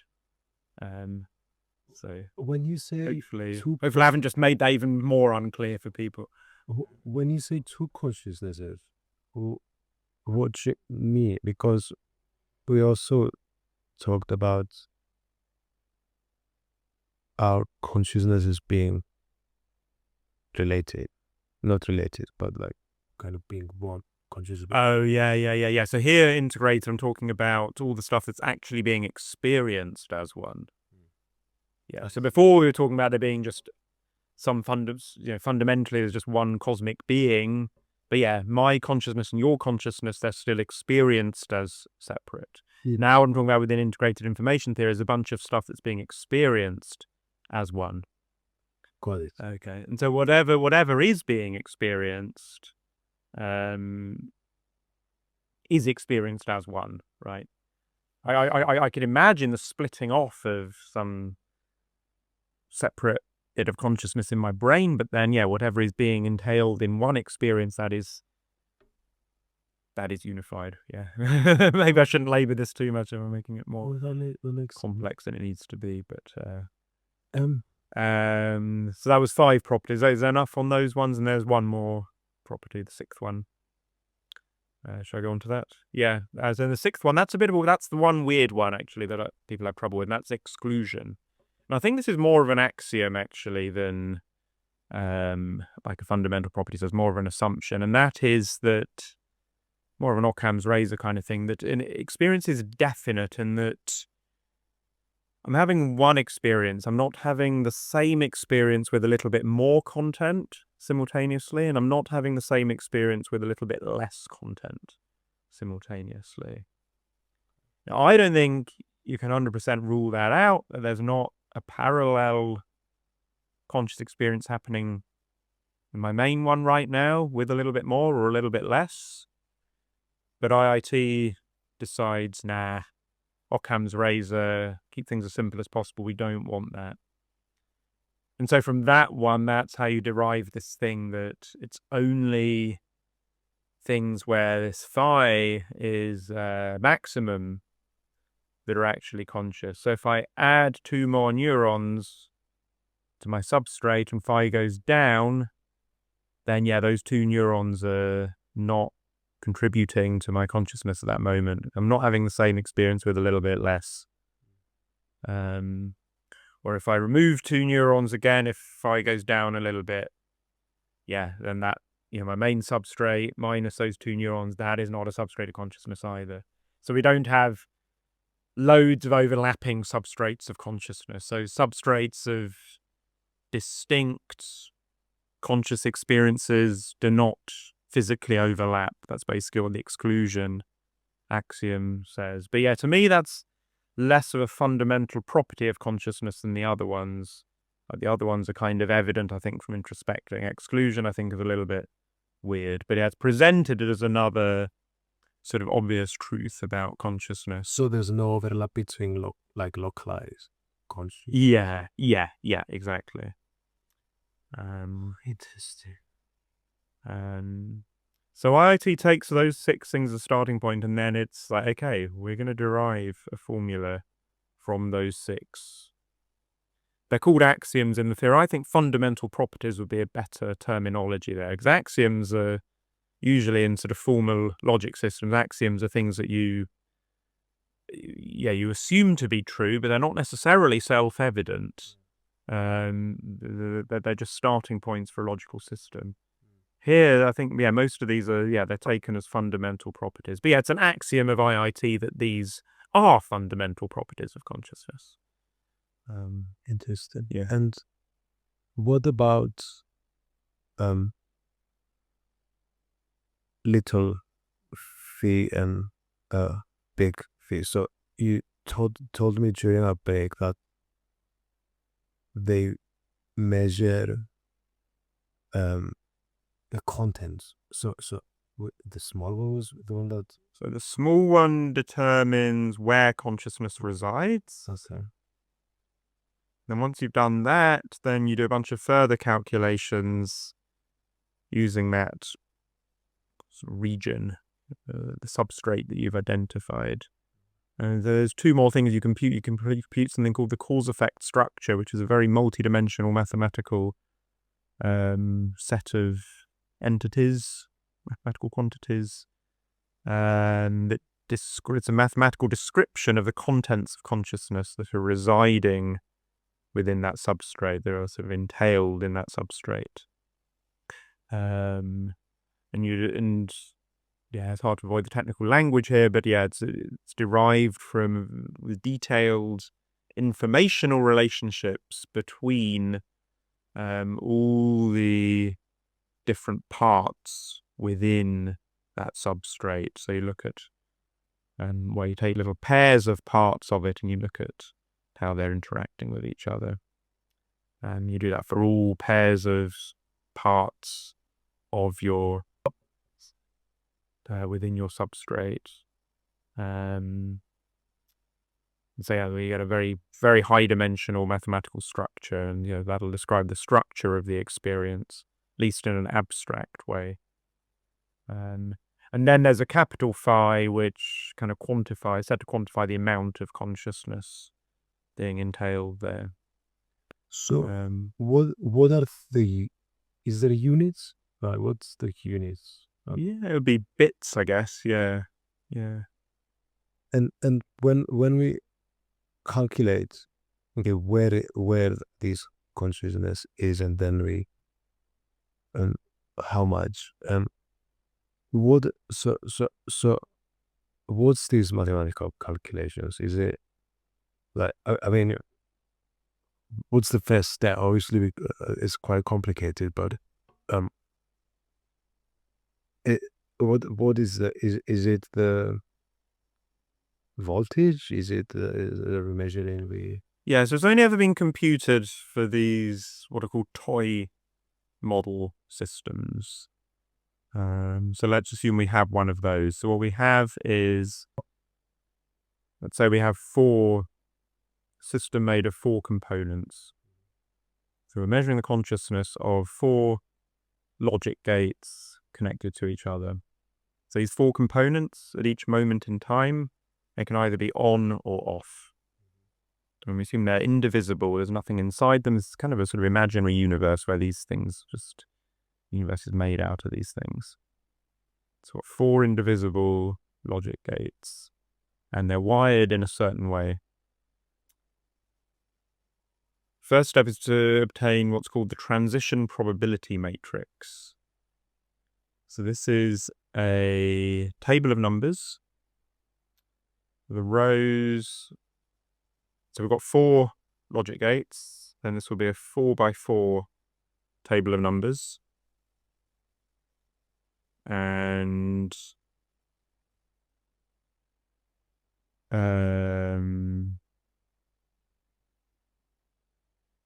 sorry, it's bigger than that. Sorry, excuse me.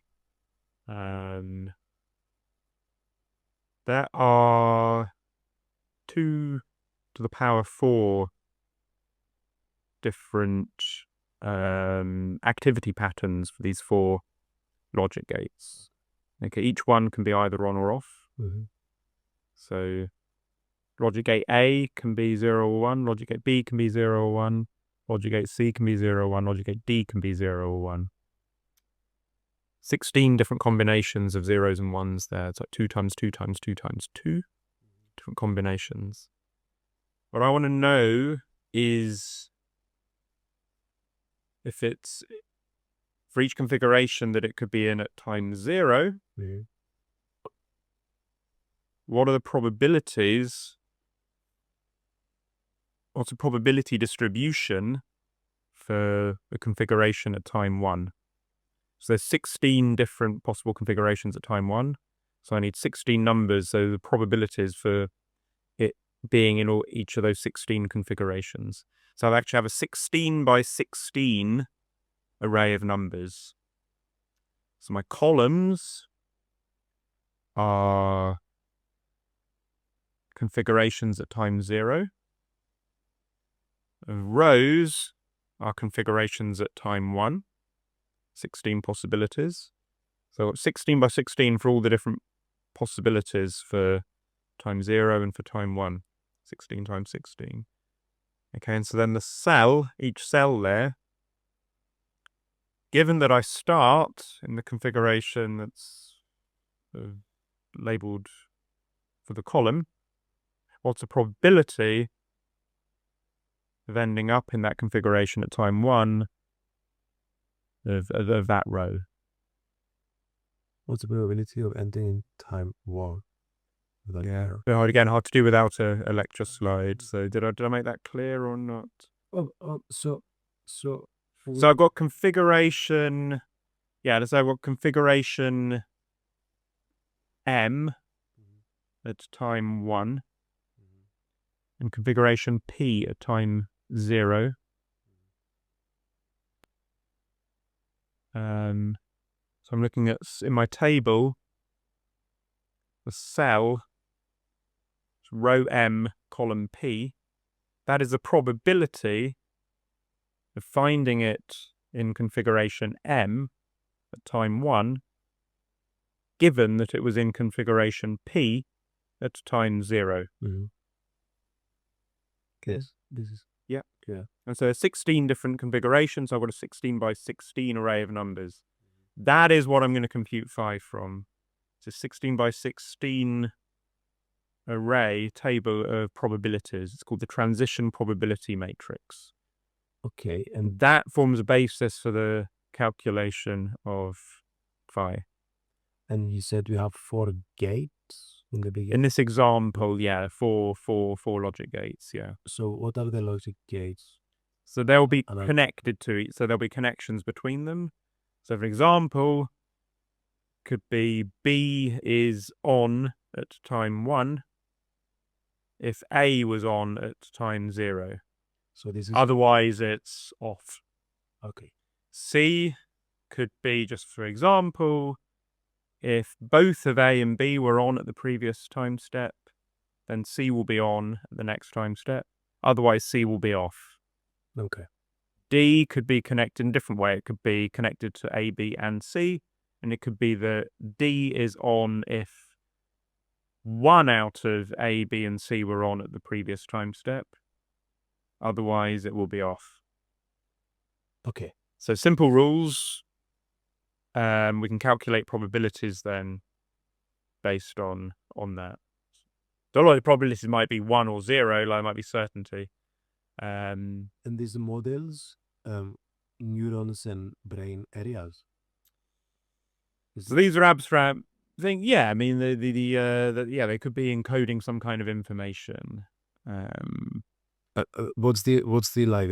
What does the gates and the on and off represent in a play? Yeah, there's abstract information at the moment. Yeah. The idea in IIT is that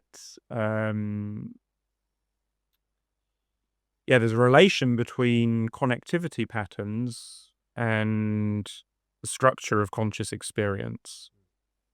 At IIT would try to find out what those are because it provides a mathematical description of the structure of experience. And what it has uncovered, so most experiences are very complicated to describe mathematically, and so I don't know how far this enterprise is going to go, how much it's going to work. But what they have come up with is that if you have a bunch of these things arranged in a 2D grid, so they're all connected to the ones to their left and to their right in a 2D grid, and they're connected to the ones up and one down. They're not connected to any ones further away. That leads to a sort of visual canvas. It leads to a sort of feeling of space in front of you. And yeah, again, yeah, I don't know, getting into the weeds here, you know, this is, that structure of experience can be derived by looking at which collections of those neurons in such a connectivity pattern carry integrated information. How do you repeat the last thing about the visual? I was confused. Yeah, so a grid of neurons, a 2D grid. So they're connected just to the ones to the left and their neighbors on the left and on the right, and their neighbor above and their neighbor below. Imagine they're all just, it's like a square grid. Yeah. Imagine some graph paper, and yeah, there's just one sitting at every corner on that graph paper. That leads to conscious experience associated with such a thing would be like a blank canvas on which you might have a visual experience. Okay. My last question. There'd be the feeling of space existing. Okay, interesting. My last question. They derive that, so that's kind of a cool thing. Mm-hmm. And they also can get the experience that the flow of time, they say, will arise if you've got a chain of neurons, so connected in a row, with each one just connected to the one on its right, but not back to the one on its left. So it's like a directed chain. That leads to the feeling of temporal flow, the feeling of time flowing. So that's cool. They're making a, so even without this, and this works even without having to actually compute phi. It's a more heuristic thing based on various of the principles within integrated information theory. The theory predicts that, grid leads to sort of spatial feeling of extended space, and a chain, directed chain, gives rise to the feeling of time flowing. How? Like how does the theory derive this? It's from the collection of subsets of neurons within these things that carry integrated information. That can be mapped to that can be related to the structure of the feeling of space and the structure of the feeling of time, respectively. How did we relate it? Sorry, I'm being yeah, no, that's good. So the way they do it is they think of the different things that you can attend to within such an experience. And each of the things you can attend to within such an experience, each of the things you can pick out within such an experience, each of those is related to one of the subsets of neurons within those that carries integrated information. And so in that way, you're relating the structure of experience to the structure of integrated information within those systems. So there's a relation there. The structure of the physical substrate to the structure of the phenomenology. So we have the structure of the neurons. You said they can be a grid, yeah, or like one directional. Yeah. So a grid for space, a one directional chain for time. Yeah. Okay.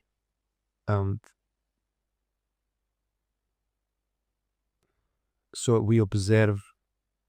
Yeah, so the bridge is how did the relation is where I'm confused, really. Like, how do we know that the grid is related to that, and then the one direction mirrors is related? Yeah, so you think what are the properties of like the spatial aspect of visual experience?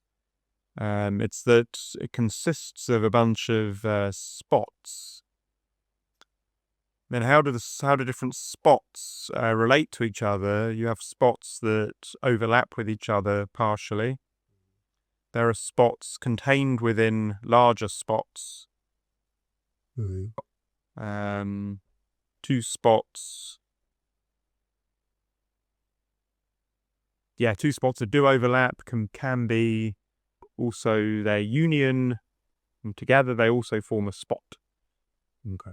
And then the same property holds for subsets of neurons within a grid that actually carry integrated information.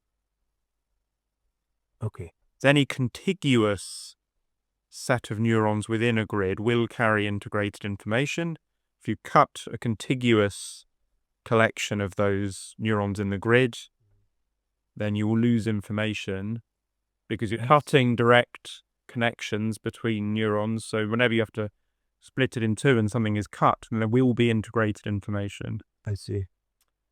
And we lose that particular aspect. So that's got the same structure as the collection of those spots that are there in the actual phenomenology.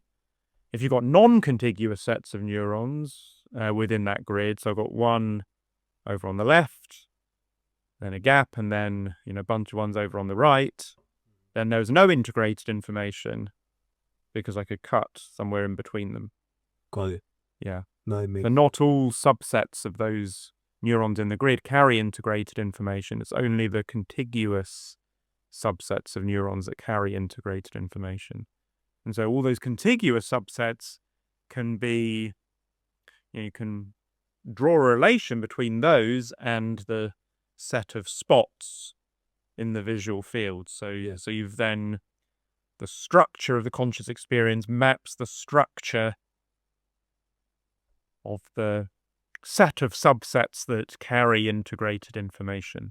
Got it. And so when you cut in half a grid, you lose that particular aspect of what was it? Spacious, not spatial. If you were to cut the grid in two, then you end up with a smaller canvas for spaces, and there's less you can distinguish. That tells us, okay, we see Eternalism. You think about your visual aspect of consciousness, there's no boundary around the edge. We don't see like a thick black line or anything around the edges. And that's because that phenomenology is not there. You've just got this collection of subsets within the grid, and no, that makes sense. Okay, now I wanna the second of the three things that I wanted us for the ending to talk is about your work outside consciousness. I have one last question. It is a small question for IIT, which is, I'm still confused with the difference between composition and information. So information is experiences specific. So I'm having this experience, and not any other experience.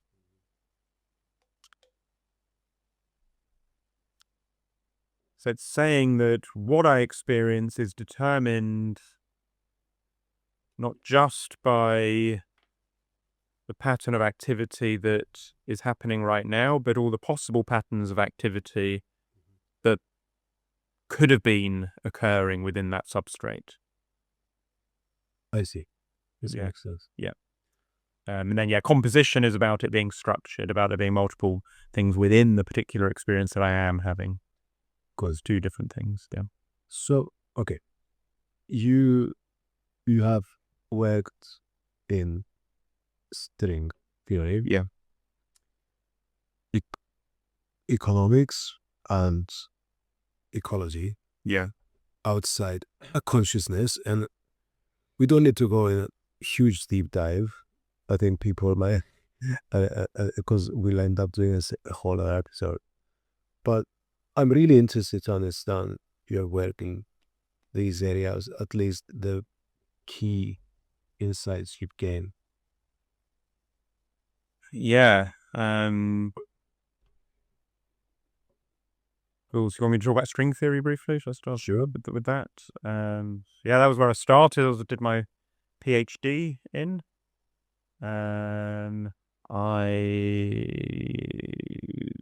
String theory doesn't work.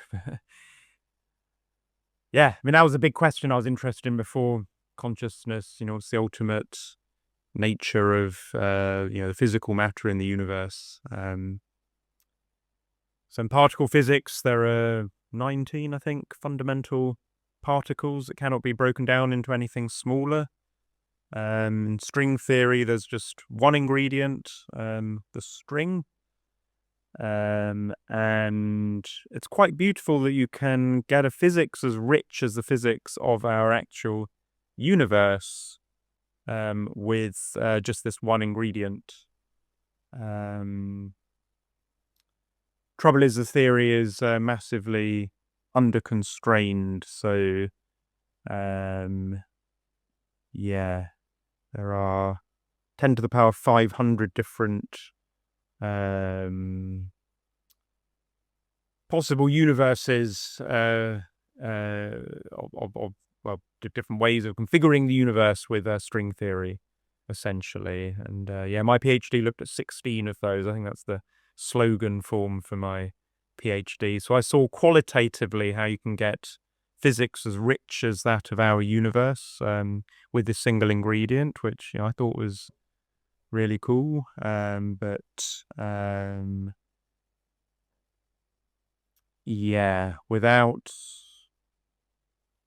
no empirical input to constrain string theory, and so it's very stuck as a theory. You mentioned for string theory to make sense theoretically, we have to have 11 dimensions and 7 of them have weird shape. Again, I shouldn't be talking. Yeah, you have 11 dimensions, so free space and one time, and then you imagine there being 7 dimensions, extra dimensions sitting at every point in space. There's these extra dimensions you can travel in, but if you travel a very, very short distance in any of these 7 extra dimensions, you get straight back to the place where you started with. And then that distance to get back to the same place you started is so minute. It's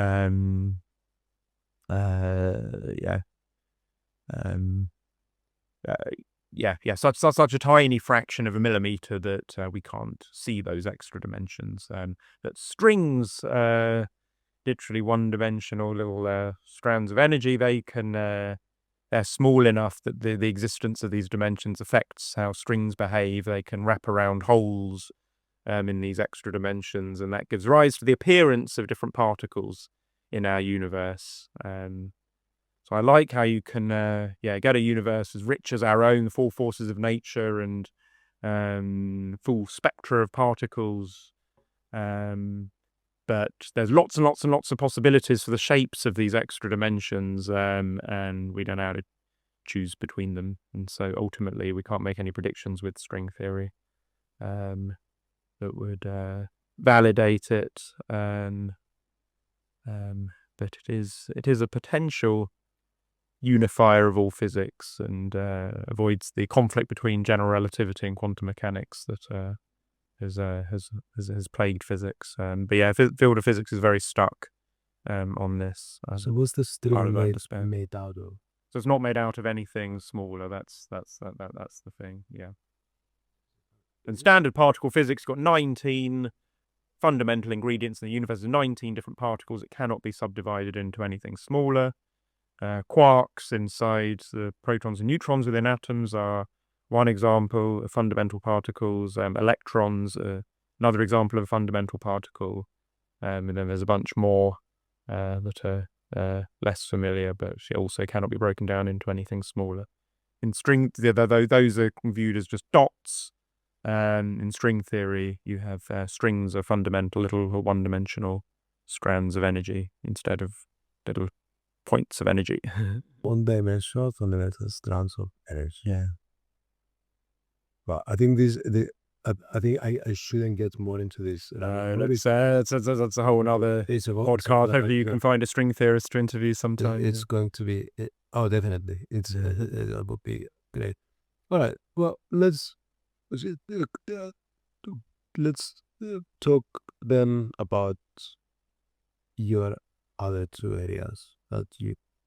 Well, yeah, another big question I got into was interesting. Yeah, I got fascinated by this question of why do economists think that you can have endless exponential growth on a finite planet? And yeah, I was curious about this, and particularly the question: if you are paying back debt with interest, does that mean that if the economy does stop growing, will we have a explosion of debt, and we'll have just endless economic crises, and so we need to completely rip up the way we do money if we're to be sustainable on our finite planet? And I was quite shocked. I couldn't find in the economics literature any satisfactory answer to this question. And yeah, I got sidetracked from academic studies, ended up writing a paper on this. At the time, I was a postdoctoral fellow in complexity science with a research council postdoctoral fellowship. And they kind of encourage working across interdisciplinary boundaries.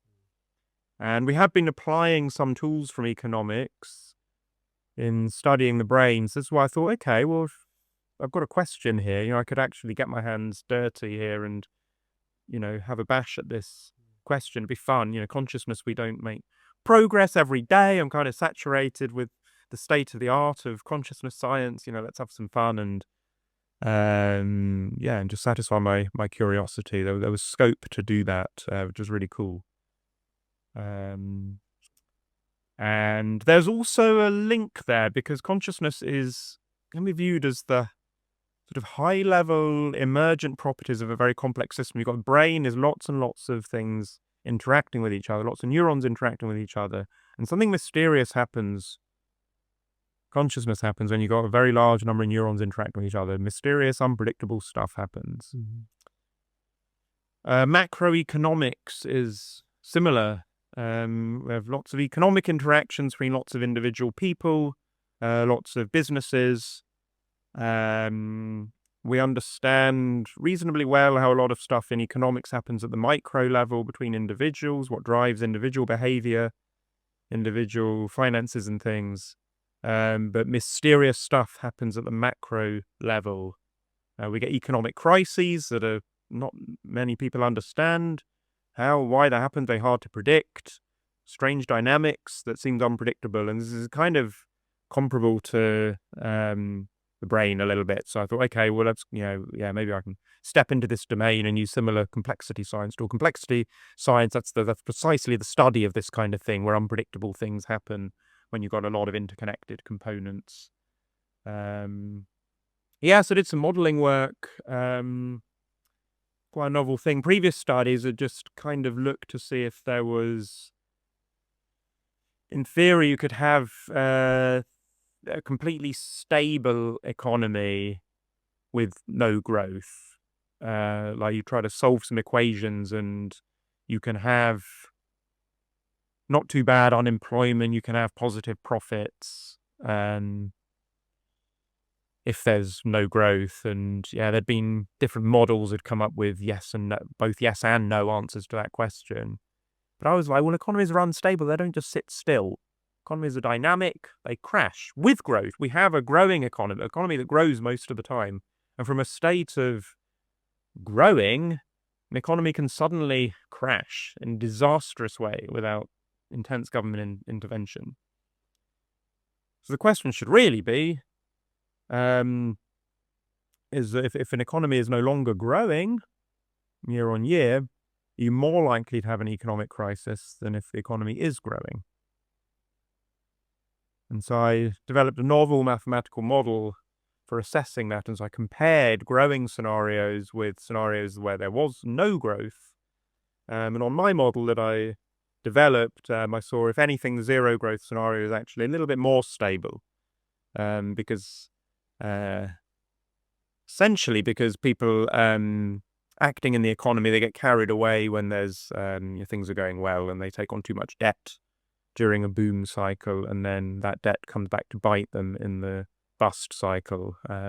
When the economy is overall not growing, then this just boom and bust cycle becomes less severe, so this happens less. And that was but yeah, that's a whole can form a whole other research program. I've got a couple of PhD students now coming back to this, and I'm looking at it again for the first time in a few years, actually. Got a PhD student doing a much more detailed modelling work now than the one I did back then. But yeah, this was just interesting. You can apply maths in lots of different areas. I was lucky enough to have the sort of flexibility within my research position to be able to do a little dive into another subject area for a while. Interesting.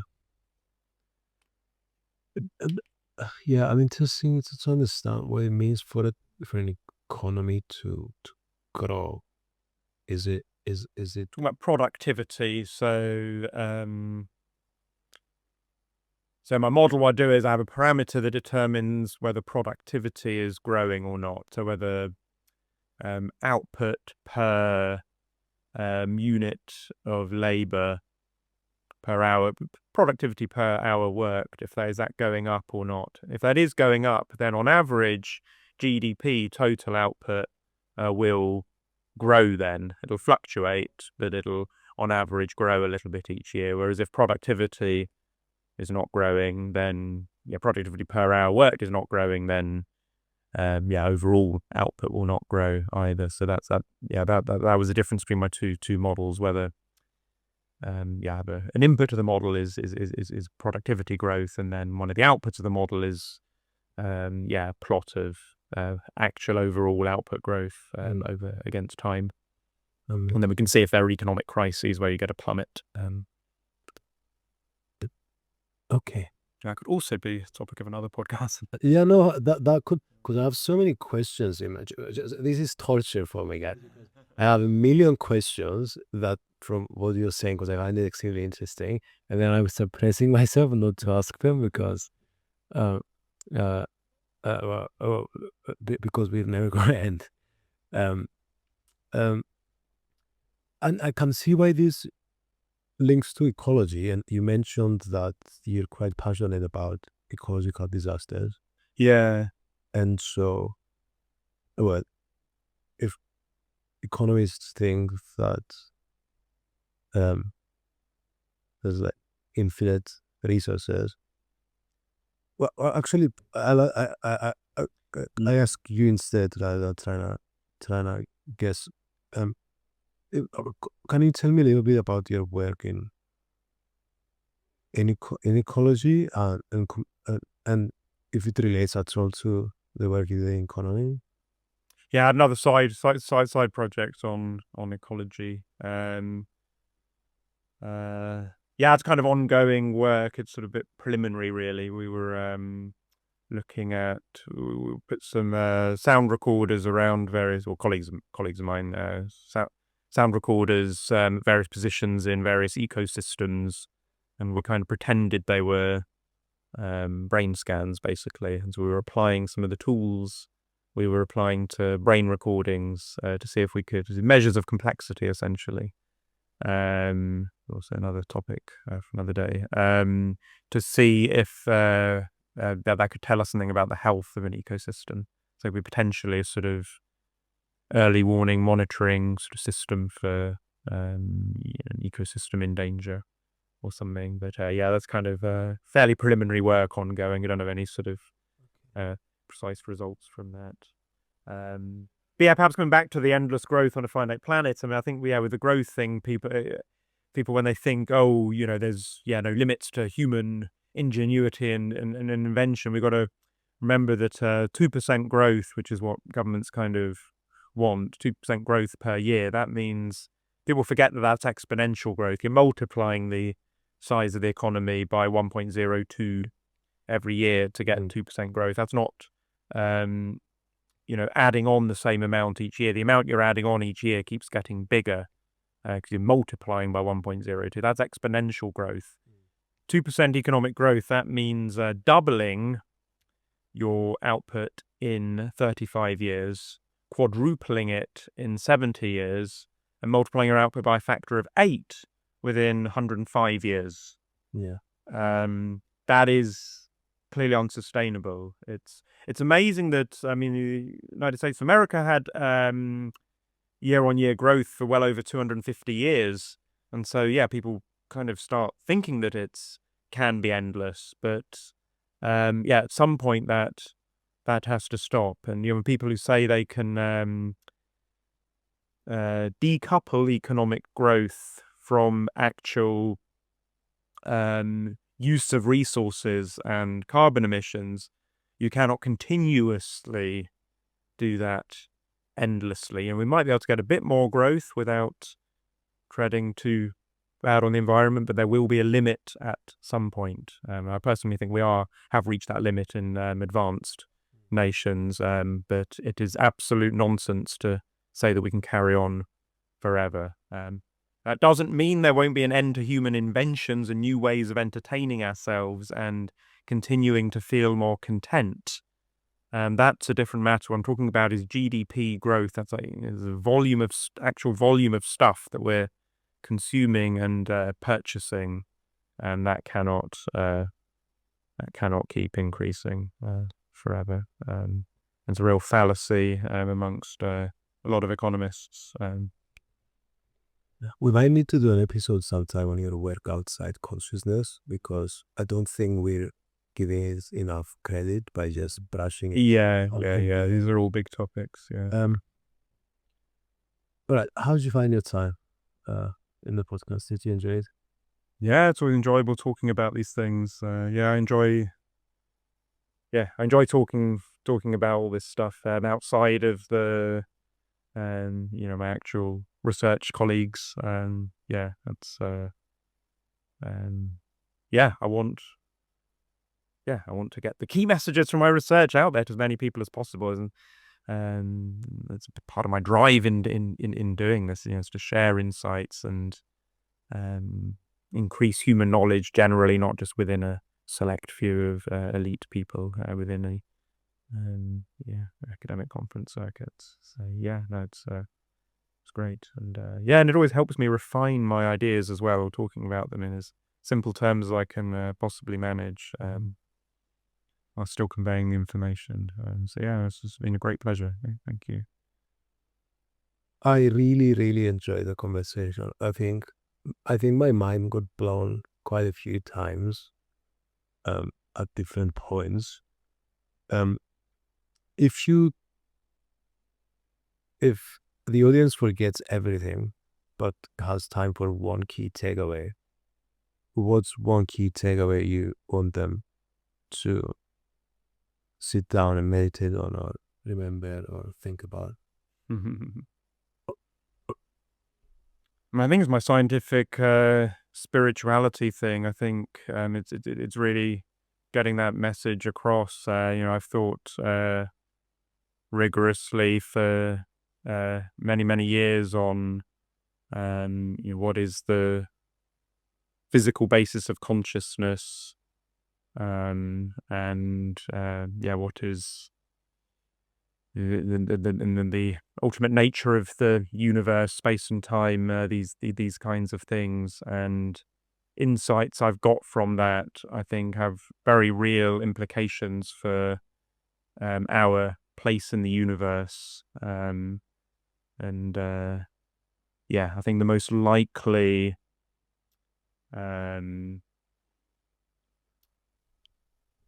given that there's a likely metaphysics of eternalism where past, present, and future exist equally, and of a sort of panpsychism / cosmopsychism, whereby the universe is in some sense one cosmic being, and we are all in some sense the whole universe. And that's a fascinating thing to meditate on, and an amazing thing to have in your life to be thinking about that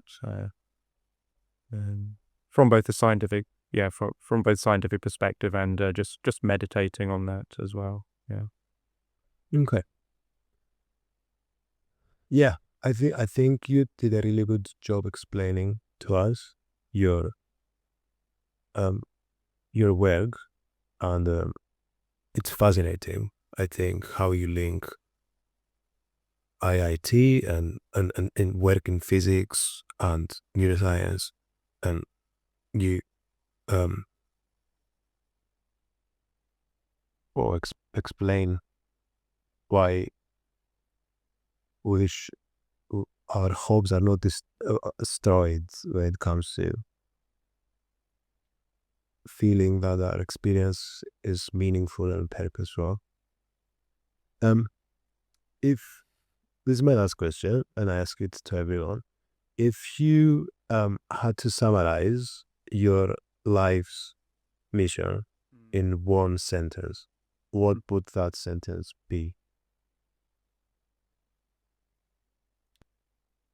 Understanding and communicating the ultimate nature of reality.